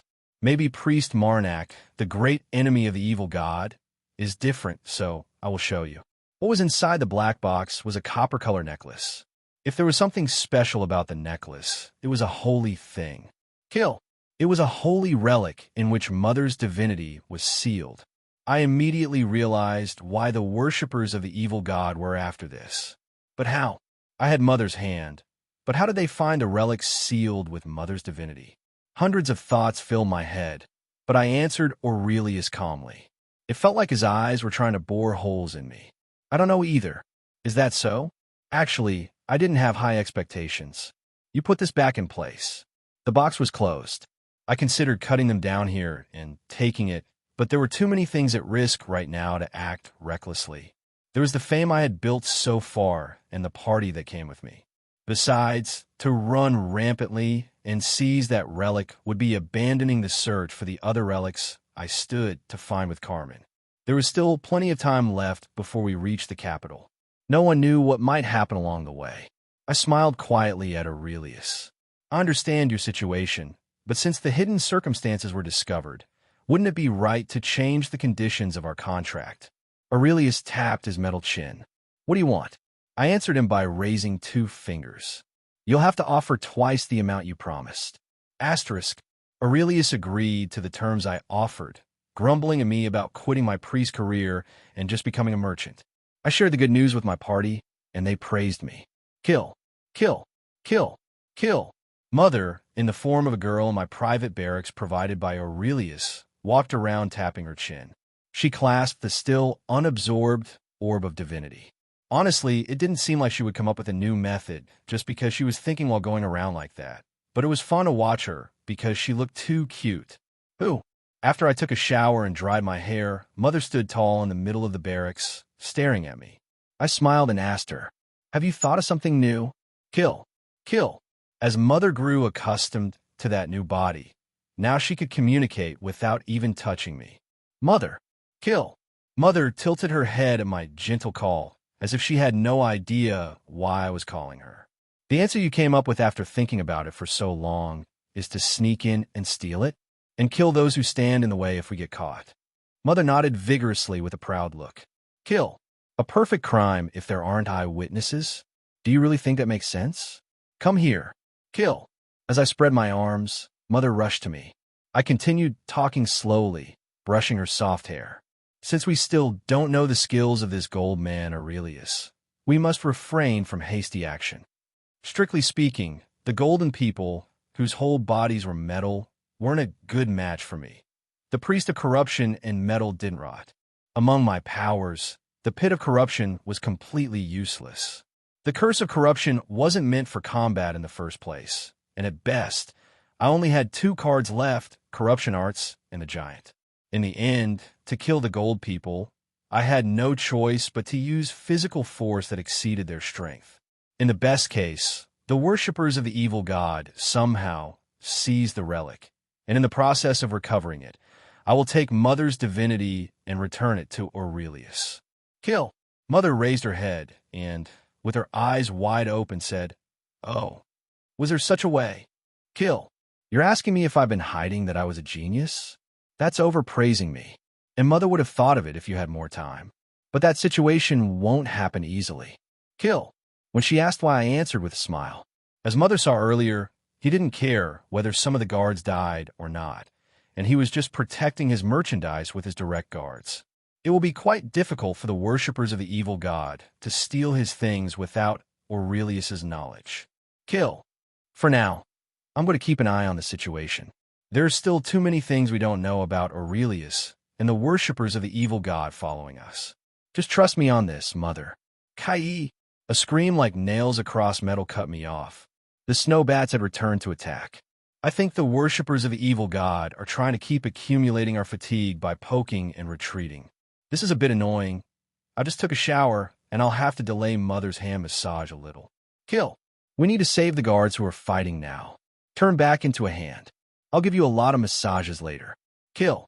Mother stood with her arms drooping and turned into a hand with a flash of dark light. I quickly put her hand in my pocket, grabbed the butcher, and ran out of the barracks. Jaya. Unlike before, it wasn't just snow bats this time. They were led by a roughly 2.5 meters tall beast with a goat head and hooves and a muscular upper body like a human. White fur speckled their skin, and it was a bipedal monster known as a capel. Bang! Yeah! One of the guards, hit by the capel's horns, was thrown into the air and crashed to the ground. I turned on the butcher and rushed over the snow. Waha-awam. The capel's gaze met my eyes as he was about to rush toward the other guard. The butcher's roaring engine was perfect for attracting the enemy's attention, just like now. Hap! Jaya-wa! The capel, who roared in response to my scream, rushed me with his head lowered. The tips of his sharp horns aimed to gore me. Waha-weong. I just swung the butcher. The blades of immortalium spinning at the high speed ground the capel's horns to dust. The butcher didn't stop there and split its head, splattering its brains across me. Despite finishing a bath minutes ago, I was already soaked in fresh blood and brain fluids. I would have to take another bath. Thud. The capel's body collapsed without a head. I looked around for my next target. Ignoring the snow bats, the total number of capels who attacked us was 6. I could feel the divinity of the worshippers of the evil god who controlled them from a distant place. So these guys were cowards. While I was about to leave for the next capel, something popped out of the forest and ran straight at me. I reflexively identified what it was as I was about to swing the butcher, then stretched out my left hand and grabbed her by the neck. Her fluffy, purple hair went flying around her. I lifted Pearly by the neck, and still, she gave me a cheerful greeting while coughing. Long time no see. I've been thinking a lot about you. Did you think about me a lot? Not at all. It's okay. It's okay. I even thought enough for your share. There's a reason why I put the butcher away when I realized this was who was chasing me. I want to ask you something. Pearly, rolling her purple eyes round and round, smiled broadly. What will you do if I answer? It was because she had a very big mouth. What do you want? Actually, Let's save that conversation for later. Releasing her, Pearlie landed lightly on the ground, giggling. Why? Why not ask me now? I glanced at the capels and the snow bats, still causing chaos. Dealing with the current situation was more crucial than extracting information. Pearlie's smile widened. You're so different. Unique. You're an evil god worshipper too, so why are you trying to save others? Please return to the forest for now. You're so cold. Colder than the snow in the middle of winter. I had no interest in listening further. Leaving Pearlie behind, I sprinted across the snow, the butcher held high. Wah wong. I leaped across the snow. A capel's head fell, and steaming blood gushed out. The snow bats were dangerous due to their size, but also light, so the guards managed to fend them off. The real issue was the capels. As natural warriors, they were adept at using their bodies as lethal weapons. The remaining capels were now down to 5, no 4. Sajita's spear had just skewered one through the jaw. Dakia and Carmen were working on taking down the rest, so I targeted the largest remaining capel. The capel's gaze locked onto me as he was about to strike guard. When our eyes met, he bolted into the woods without a backward glance. I had no intention of letting him escape. I switched the butcher to my left hand and drew the bone sword with my right. I tightened my grip, and my muscles surged. Whoosh! The flying sword impaled the capel's left leg. The monster lost its balance and tumbled to the ground. The butcher let out a ravenous scream as I closed the gap. Wong! Fresh blood splattered across the white snow. I wiped the blood off my face and surveyed the area. The monsters were retreating. The enemy was incredibly tenacious and skilled, and blindly pursuing them would be risky. What I needed first was information. I dragged the corpse of the capel I had slain towards the merchant group. A capel corpse was far more valuable than the snowbats. The guards dragged their weary bodies along to organize the corpses. After assisting them with the cleanup, I glanced around and stealthily approached the section of forest where Pearlie had appeared. As I ventured deeper, I heard a voice from a tree. You're late. Late. Pearlie jumped off a branch and landed lightly beside me. Her eyes twinkling, she asked, Now, will you do anything I want? I frowned. What are you talking about? You won't. Not at all. I'm warning you now. If it's a request that crosses my boundaries, I'll cut you off right here. Clink. The frost steel sword left its sheath with a cold metallic sound. I couldn't use the butcher. It was too loud, and those with the group would hear. Pearlie grinned mischievously.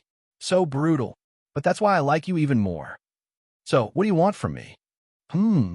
She rubbed her chin and thought for a while before tilting her head. Nothing comes to mind right now. Then I'll start with my questions. I have a lot to ask, so think about it carefully. Good. As I cleaned up the bodies, I pondered what to ask first. How many evil god worshippers are involved in this raid? Let's see, 1, 2. Pearlie tapped her lips and counted on her fingers. 3, not including me. 3. Was there a rule for these worshippers to gather in groups of 3 or more? All the groups I'd encountered had at least 3 members. What powers do these 3 possess? I don't know. Why? Pearlie chuckled. I didn't ask them. I'm not curious. Besides, I've only recently joined them. But you know what? What? Pearlie glanced around and whispered in a hushed voice. They act as if I'm not there. Honestly, I think it's a bit too much. I would have acted the same way. I refrained from saying that, though. I wouldn't get any information by offending her. So, I responded to make her feel good. Our new ES. That is too much. Right. Let me continue asking. Do you know why they're attacking these guys? I needed to find out from Pearlie how the evil god worshippers found the relic sealed with Mother's divinity. If I could use their method, it might be easier to break Mother's seal. I've definitely heard why. Pearlie thought for a while, as if she couldn't remember what she had heard, then clapped her hands. All right, necklace. They said they had to take the necklace from the merchant lord. Good. I see. But do you know how they discovered this necklace belongs to the lord? I don't know that. As soon as I asked, an answer returned. Yeah. Honestly, I wasn't expecting much.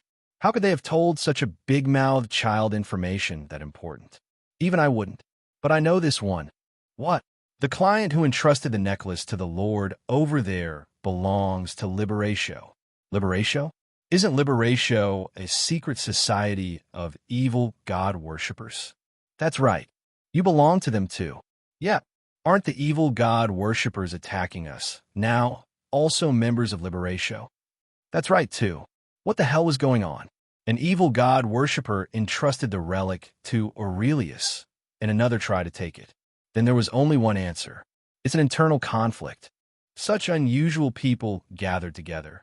If they got along well, that would be even weirder. Calling it, that would be an exaggeration. It's just that two factions are fighting with each other. Surprisingly, they cooperate well with each other. They don't kill each other that much either. Why are the factions divided? Pearlie, falling into serious contemplation again, shook her head. I heard about something, but I can't remember. There's a faction you belong to, right? But you can't remember? She smiled as she stretched out a finger and poked her chest. I'm neutral. Let's give me money, and I will move. Oh, I take materials too. What material are you referring to? What kind of material? Obviously, it's the stuff I use for my dolls. I'm a priest devoted to the swaying strings. Could that be why she hadn't died? It would imply that all I had killed were dolls, meticulously designed to mimic her. That's right. You should be cautious. The guys who accompanied me seemed to be preparing for something. Why are you so friendly towards me? Her purple eyes softened into gentle curves. In contrast to her previous demeanor, her response was far from lighthearted. Do you genuinely want to know that? Are you truly interested in why I favor you? That's a bit different from the questions you've usually asked me. Much like a doll changing its hair, she altered the atmosphere around her. The current Pearlie was akin to a snake, a purple viper with dangerously venomous fangs. I responded with a grin. Suddenly, I'm not so curious anymore. She instantly whined in a childlike manner. Why? Why? Ask. Ask now. No. You should have answered when I initially asked. If I linger here any longer, everyone will realize I'm missing, so I'll take my leave. But first, please tell me what you want. If I agreed to her request, I might be able to glean a hint of what the puppeteer really wanted. Pearlie replied with a broad smile. I'll tell you that next time we meet. Is that so? Yes. Then goodbye. Swoosh. The frosteel sword glistened under the moonlight as Pearlie's head rolled across the ground. Blood spurted from her severed neck, and she let out a cry. I'll see you again. With those final words, Pearlie's life ceased. Or more accurately, her doll ceased to function. Was this another doll, as I suspected? The red blood and flesh were indistinguishable from a real person's, so convincing that I hadn't even considered the possibility of it being a doll. Was Pearlie's doll-making skill exceptional, or was the power of swaying string superior? Perhaps it was a combination of both. Kill. I reassured the weary mother, indicating it was time to return. I had to fulfill the promise of a palm massage I had made earlier. I'll take a shower before the massage. I retraced my steps, heading back the way I had come. Fires flickered in the distance between the barracks, each casting a pulsing glow. Snowflakes began to fall, blanketing the ground in white. This would undoubtedly slow our pace. However, since we were likely to face another attack from the evil god worshippers tomorrow, it was crucial to rest now. I walked a little faster toward my barracks when someone called me. Priest Marnak. I turned to find Dakia and smiled. My lady, we don't know when the evil god worshippers might attack again, so you should sleep now. Dakia nodded. I was just about to, but where have you been? I searched the barracks for you earlier, but you were nowhere to be found. I had to leave for a bit. I sensed the presence of the evil god worshippers in the vicinity. Really? Yes. Sadly, by the time I got there, they had already escaped. She approached me, carefully wiping the dried blood off my face with a cloth. Kill. Startled by Mother's furious outcry at her audacity to touch me, I recoiled. The cloth will get dirty, my lady. I've been searching for you to give you this cloth to clean your face. Please don't shy away. Her unwavering determination to assist me compelled me to stand still. Dakia meticulously cleaned my face, then smiled with contentment. Done. I was planning to wash up anyway. But it's more refreshing now, isn't it? Yes, but... She handed me an extra piece of cloth and bid me good night. Go on, wash up and get a good night's sleep, Priest Marnak. May you also have pleasant dreams, my lady. That night, The monsters did not attack. Instead of washing up again, I found myself placating Mother. She was so infuriated by Dakia's actions that she insisted on washing my hair herself. Asterisk. The morning dawned bright, and our group, having finished preparations swiftly, began to traverse the blizzard. Thankfully, the wind was mild, but the snow fell heavily, settling on our shoulders. Boom! We were greeted by white forests and mountains. As we trudged along the snow-covered road, a distant roar echoed. Turning towards the sound, I recalled Pearlie's words from the previous night. Be cautious, all right? The folks who accompanied me seemed to be preparing diligently for something. The mountains were spewing white snow in rough waves towards us. It wasn't another ambush that the evil god worshippers, Pearlie being the exception, had meticulously planned. No, it was an avalanche. I yelled out to the group, "Drop everything and run. Now!" The snowy mountain spewed forth a torrent of white, swallowing everything in its path without a second thought. The avalanche was growing rapidly, moving at a terrifying speed. At this rate, we would all be swept away. If we were caught in an avalanche of this magnitude, I was certain everyone would die, except for me. I needed to halt the avalanche, even if only for a moment. Was there a way to temporarily stave off this? I scanned my surroundings. The guards and my companions were fleeing, heeding my urgent warning. My gaze. Natural disaster? No, there wasn't. Landed on the back of Dakia's head. There it was. I sprinted after her. Lady Dakia, who was running without looking back, heard my call and turned her head. Yes. Halt immediately. What? Her voice was laced with confusion, but she kindly obeyed my command. I grabbed her shoulder. Do you trust me? What? Why are you asking this, Olive? Sudden boom. The enormous wave of snow was closing in at an alarming speed. I was running out of time to explain. Listen to me. All right. I gestured towards the avalanche. You've always wanted an opportunity to use magic, haven't you? Now is your chance. Dakia's pupils quivered. What? No magic. I know can stop an avalanche of this size. I met her golden eyes and spoke with the utmost seriousness. Channel as much magical power as you can and focus on stopping the avalanche with a single strike. It's the only way we can all survive, including you. But I'll be drained and pass out. Plus, I can't move while I'm gathering energy. I tightened my grip on her shoulder. I will protect you no matter what. Her trembling ceased. Dakia bit her lip and shouted, All right, try, but you better keep your promise. I'm putting my trust in you. I released her and smiled brightly. I hope you do. Okay. Dakia stepped forward. The ancient language she murmured filled the air, causing her magic powers to fluctuate wildly. Her silver hair sparkled and fluttered in the waves of potent magic, gathering more and more. The surging magic power began to spiral out of her control, but Dakia didn't stop. She accelerated. Control was not crucial here. The target was so massive that it was impossible to miss. Finally, the spell she had been chanting was complete. Dakia gestured and yelled, Dai! I wasn't sure if it made sense to call for the death of an avalanche, but somehow the completed spell began to work. Boom! Waves of wild flames clashed against the cascading snow. The wizards will stood against an unstoppable natural disaster. She was pushed back, sliding on her heels, but her will to save the others remained. But it was still not enough.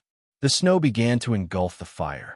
I said, the exertion of magical powers beyond her limits caused Dakia's veins to rupture. Blood flowed as tears streamed down her cheeks, but still, Dakia didn't stop drawing in mana. The flames of desperation flared up once more. The snow retreated under the fire barely. Half a step away. Kill.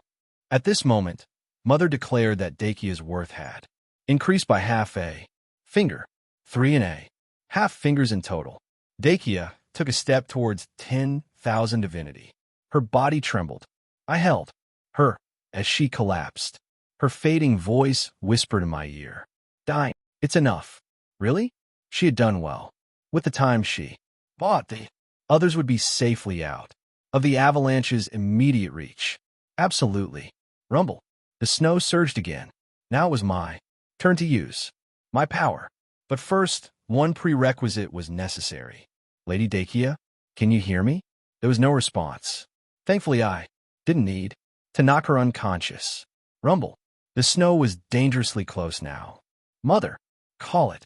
F-kill. The air distorted, and a massive body fell. The giant of corruption roared. Ga-wa-wa. There's no time for yelling. Protect me now. Ga-wa-wa. Recognizing the urgency, the giant dropped to its knees and shielded Dakia and me. The corruption arts activated in the darkness created by the giant. After accepting divinity to Aro, the limit it lifted my body. I held Dakia and braced for the impending impact. I shielded her with my body. It was crude, but it was the best I could do at the moment. Boom! The shock of the crashing waves swept over us. Asterisk. Russell. The giant of corruption roared violently as his body pushed through the snow. Gah! With Dakia in my arms, I walked out along the path made by the giant of corruption. Be careful. There might be people around. First, take out the rocks. The giant pulled out the sharp rocks stuck in his flesh. The open wounds healed quickly. What was my next move? The giant of corruption had helped me escape the worst of the situation, but the question of what to do next loomed large. The avalanche had obliterated the surrounding area, rendering the landmarks I'd memorized utterly useless. J. At Dakia's groan, I swiftly gestured to the giant. The giant of corruption tore through the air, returning to its origin. She regained consciousness shortly after. Her eyes fluttered open, and my reflection danced in her molten gold irises. Priest Marnak? Yes, it's me. Am I still alive? You were unconscious, but for now, you're alive. Can you move? After attempting to move, Dakia responded in a somber tone. No, I can't move at all. Your condition will improve gradually. It was clear that her magic was drained. An experienced wizard could move even when their magic was depleted, but this seemed to be her first experience with such a state. By the way, Jay. Yes, feel free to speak. I saw everything. What could it be? Dakia stared. You summoned that ominous directly into my eyes. Giant. A chill ran down my spine. I had summoned the giant too, hastily, and should have ensured Dakia was unconscious. Kill, Mother said. It worked out for the best since she didn't particularly like Dakia anyway, and she urged me to kill her while she was immobilized. But did I really need to kill her? Should I take the chance now while she was unable to move to inner life? Dakia smiled bitterly as she saw that I was struggling with some decision. As expected, Priest Marnak isn't a priest who worships the goddess of maintenance. That bothered me. As expected? Dakia slowly nodded. Yes, as expected. Can I ask you why? Priest Marnak, I've seen a few other priests of maintenance, and they are very different from you. First, they don't fly around with swords full of power like you. It is the result of individual training. It's not just that. She looked piercingly toward my chest pocket. The hand you carry. You hold it and talk to yourself a lot. You think you're doing it secretly in a place no one can see, but someone patient like me, sneaking around, can notice everything. It is a prayer I make. Dakia narrowed her eyes at my reckless excuse and glared at me. Obviously, the things I said just now are nothing more than assumptions, but I've seen it. You shouted Mother, and an ominous giant appeared out of the... You must have seen things given your magic exhaustion. No, I saw it right. Perfectly, even. I shook my head. Stop insisting. It will be troublesome for me if you keep whining like that. I was still pondering whether I should really kill her. As expected, you're an evil G. I covered Dakia's mouth in order not to kill her. Lady Dakia, I will give you one piece of advice. A white lie is necessary for a smooth relationship, and a golden silence sometimes saves people's lives. My lady, at least while you're recovering. No, you should have kept pretending you didn't see anything past that. I removed my hand, covering her mouth. I looked into her eyes and asked. My lady did not see anything. Nothing. You're someone who knows faithfulness, so I believe you will listen to my request for saving your life from being swept away. Fine. Avalanche. I don't care. I don't care if you're an evil god worshiper. I meant to say that. What? The words poured out of her like a waterfall. Priest Marnak, you're a good person. Sure, there are times when you can be a bit ruthless, but at your core, you're decent. I'm not just saying this on a whim. I'm saying it because I thought you'd be more receptive to my words. In my current weakened state, before I had the chance to respond, she carried on. In my opinion, the true measure of power lies in how it's used.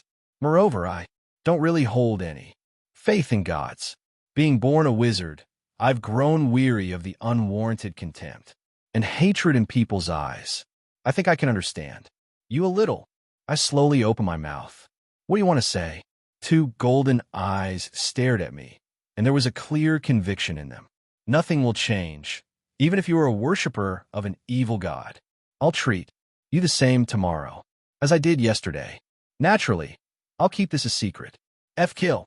In a flash of dark light, Mother transformed into a girl. She leapt up and pummeled Dakia with her tiny fists. Kill. Kill. Kill. She swung her fists with fervor, silently commanding her to die without uttering another wicked word. However, no one would perish from Mother's cotton-like blows. Kaya. Priest Marnak. Stop her. Where the hell did this kid come from? Kill. I let go of one hand holding Dakia and took Mother with the other, who was struggling to shut her up. Mother, please calm down for a moment. Kill. Mother looked in my eyes and pointed her finger at Dakia. The message was simple, that she was no doubt saying these things to survive and that she was going to tell everyone. When we reached the rest, she seemed serious to me. Kill. People are unreliable, but Mother, I am also human. Do you not believe in me either? Kill. After a moment's bewilderment, Mother vigorously shook her head. I know Mother's feelings too.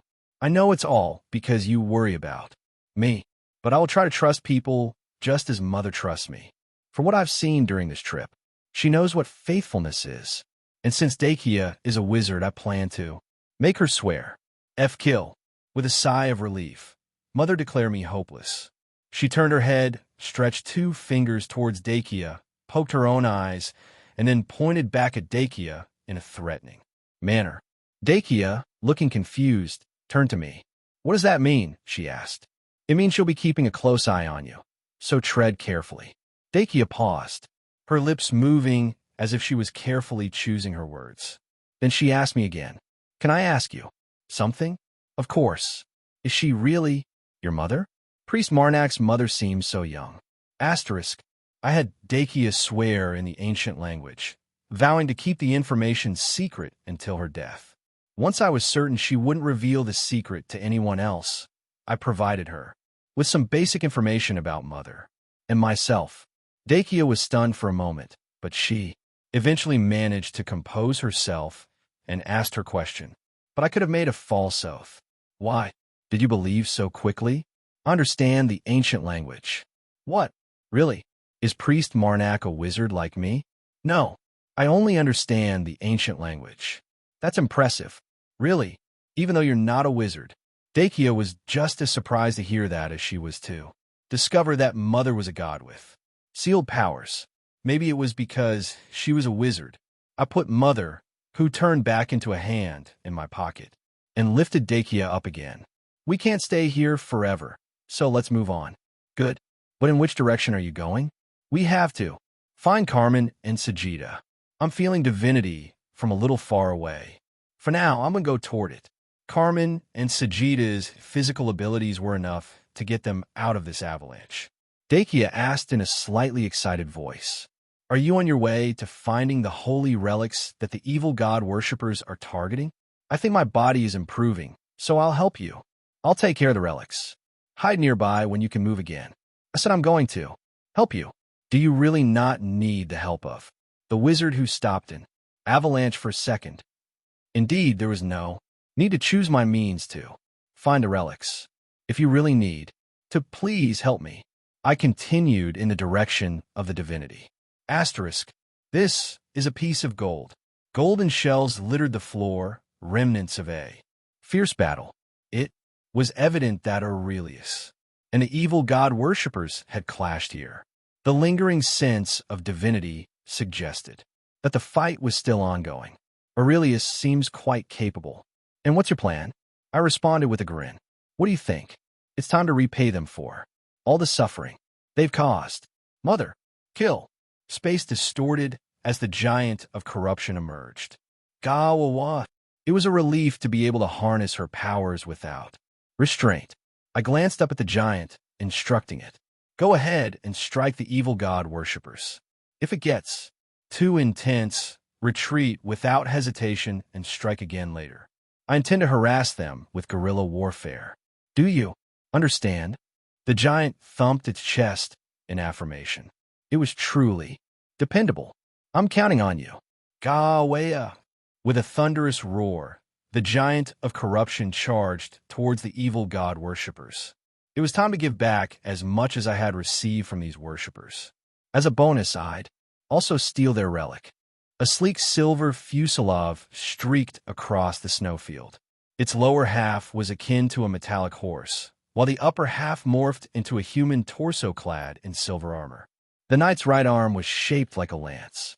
Return it now. You mere cultists dare to covet my possessions. That item will grant me immortalium. Tisk, Kurna, a woman with sky-blue hair, clicked her tongue in annoyance as she touched the ground. Stuck eyes. A towering wall of ice surged up between Kurna and Aurelius. Unfazed, he quickened his four-legged pace. Don't assume this cheap trick will halt me. Crack! The silver lance, wielded by a hefty metallic body, collided with the ice wall.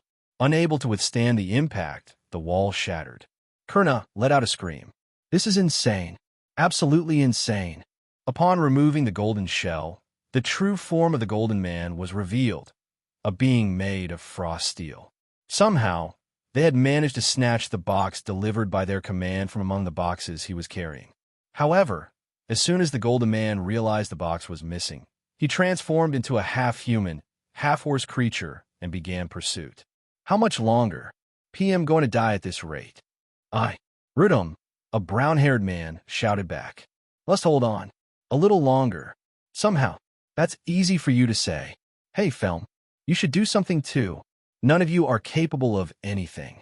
With a wild bellow, Aurelius hoisted his lance once more and charged through the snow. PM ready. Felm, the man in question, stomped his feet. Beneath Aurelius' galloping, horse-like form, shadows writhed. They latched onto his ankles, not particularly strong, but enough to cause him to lose his balance during his all-out sprint. The silver, half-human, half-horse knight skidded across the snow. A cheer erupted from Kurna. Good job, Felm. PH give you a kiss after it's finished. Oh, stuck eyes. Boom, boom, boom, boom. Ice pillars erupted around Aurelius before he could regain his footing. Blue light radiated from the base of the pillars, spreading over the earth and entrapping him. Freeze him. The temperature within the boundary created by the pillars plummeted. The intense chill of the stuck ice power seeped into Aurelius' body. A white frost coated his silver form, freezing his joints in place. Aurelius gritted his metal teeth and shouted, "What a cheap trick!" He amplified his control over the metal comprising his body. His current form was limited in size due to a shortage of frost steel, but his core could manipulate even larger quantities of metal with remarkable precision. Bang! His frozen back foot kicked the ground forcefully, disrupting the line. Aurelius, escaping from the icy realm in an instant, hurled his lance. I will kill the most annoying one first. You. The sharp tip of the lance targeted Kurna. She cried out in alarm.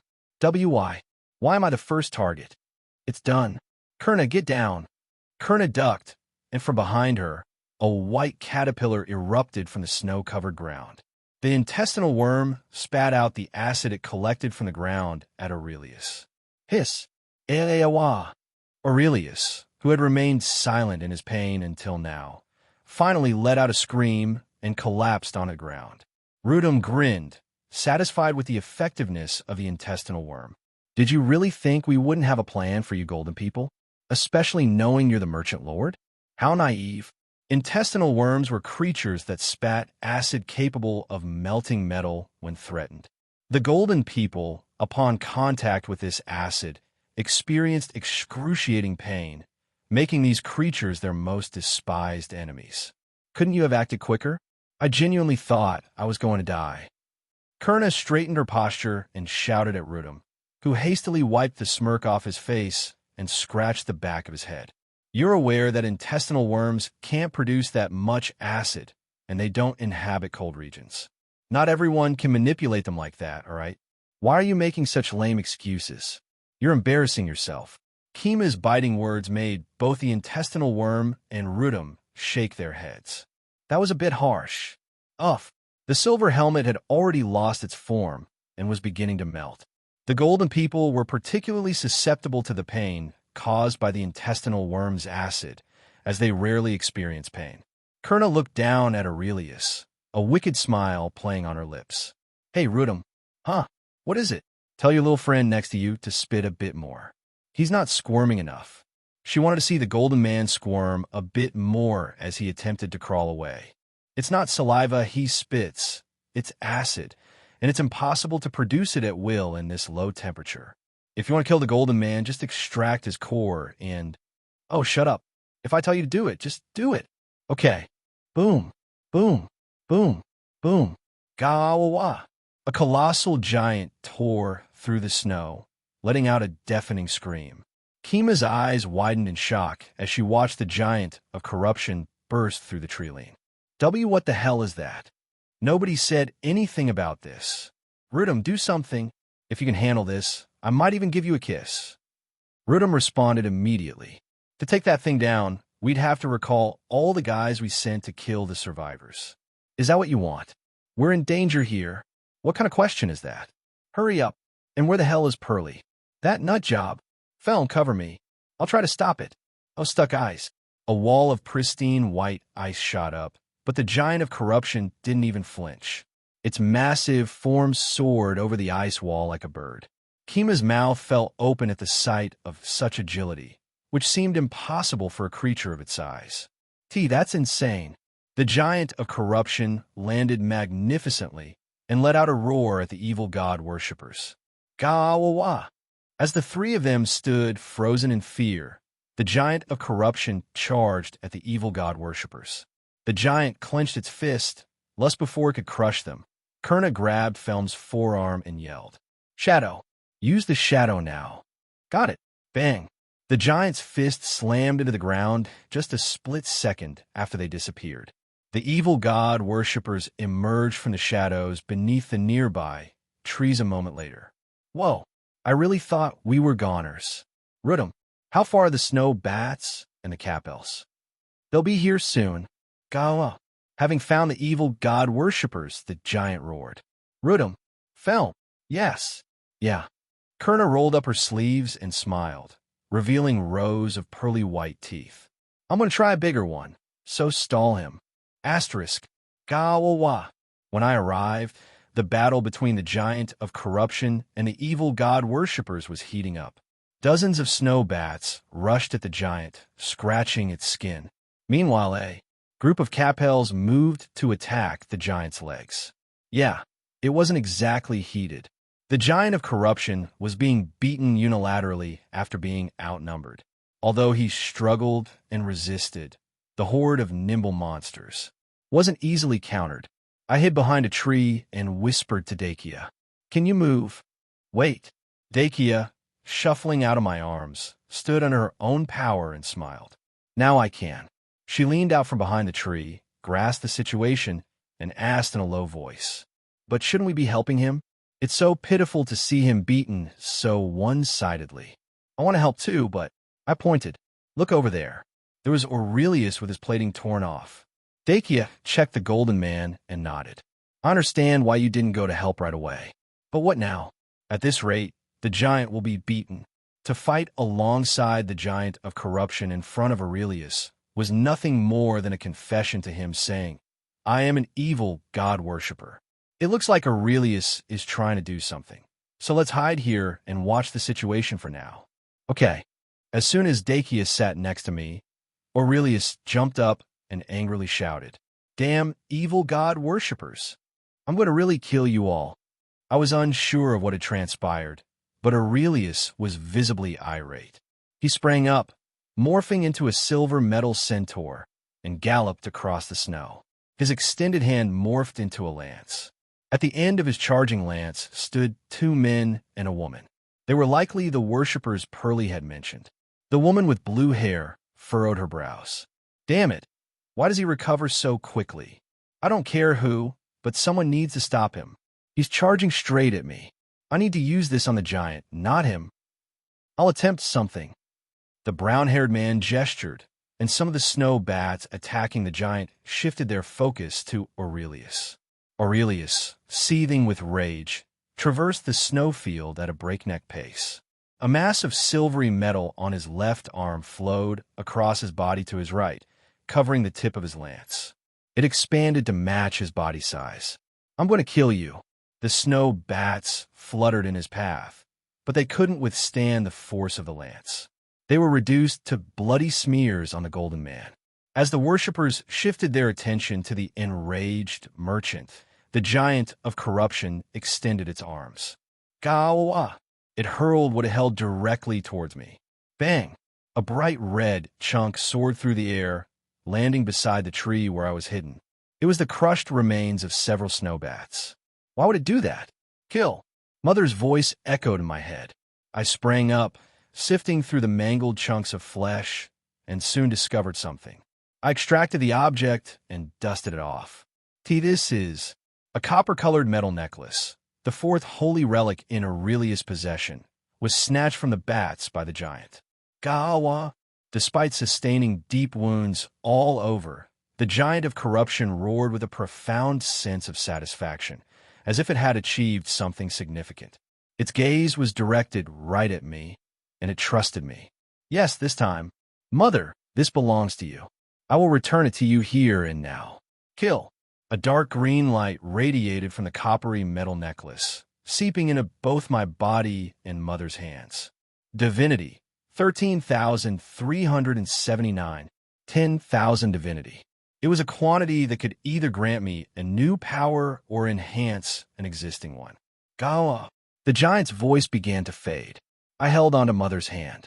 Mother, I will enhance an existing power this time. Kill! She wanted to know which power I plan to enhance. Of course, the power I will enhance is...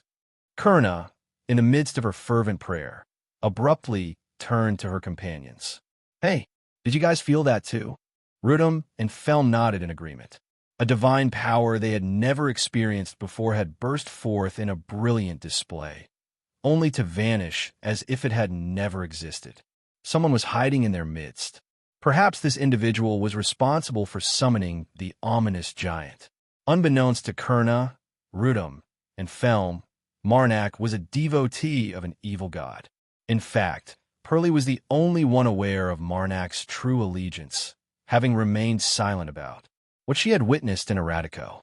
They were aware that a priest named Marnak, renowned as the great enemy of the evil gods, had joined Aurelius's group.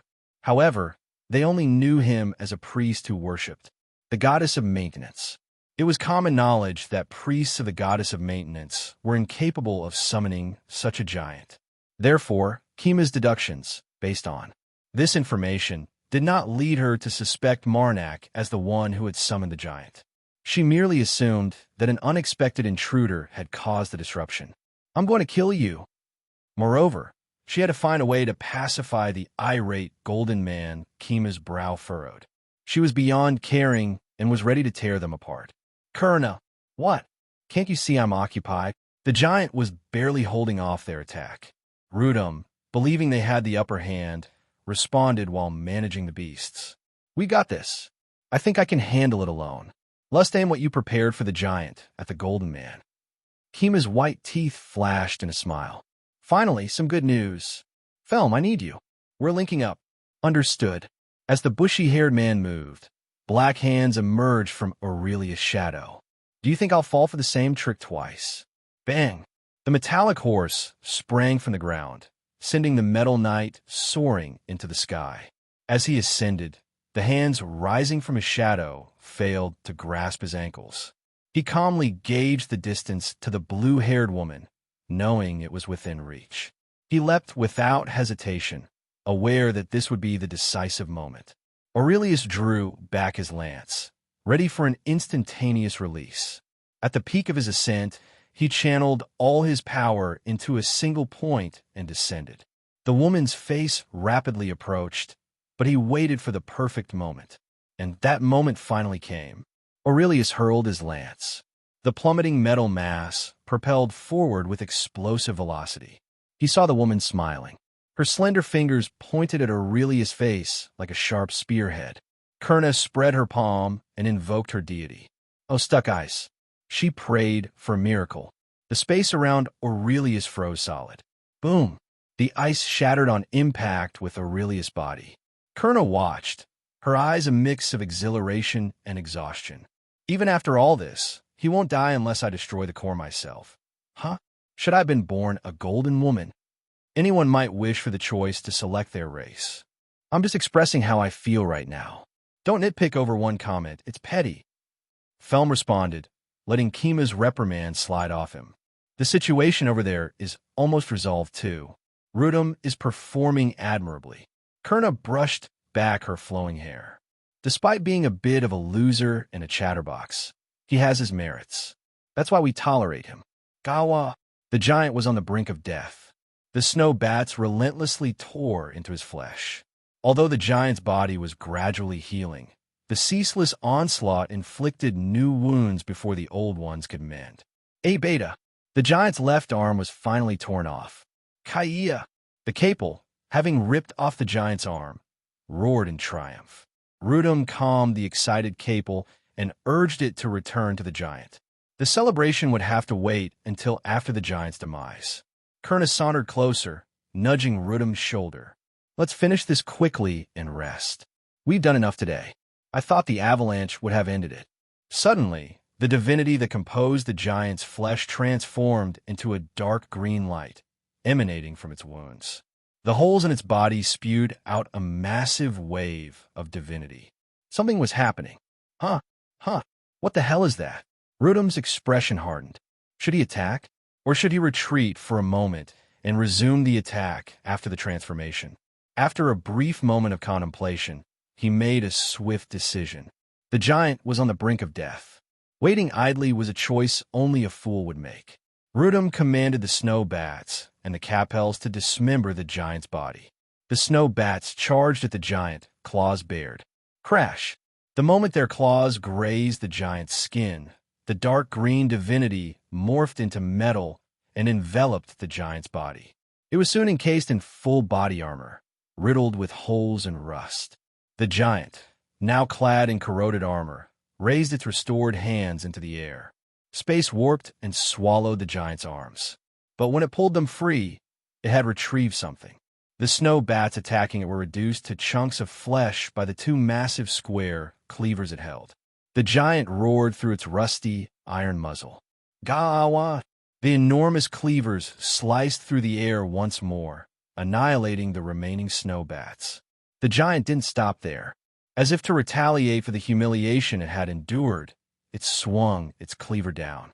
The capels, now fleeing in terror, were bisected, their organs spilling out. The giant of corruption showed no mercy to the capels. Grrrr! The giant's gaze shifted to the evil god-worshippers. Only then did Kurna speak. Let's run. Felm! The shadow quickly. All right. Crash. Bright red blood and flesh splattered across the once white snow. Kaya! Kurna gasped. Before Felm could react, the giant's blade crushed him. It threw it. It had held it as if it were precious. But it threw it. The giant lifted its other cleaver, preparing to throw it again. Kurna attempted to flee, ready to throw herself to the side if it launched the cleaver. Thud! But as she was about to run, something grabbed her ankle, causing her to fall. I can't let you go. The golden man, with only one arm remaining, clung to her ankle. Get off. I said get off. The hands of the golden man, already at his limit, could not withstand her struggles and shattered. While she was fighting, Rudum had already fled far away. Kima's desperate cry echoed in the air. Help me. Rudum. Rudum sprinted away, not daring to look back. Crash.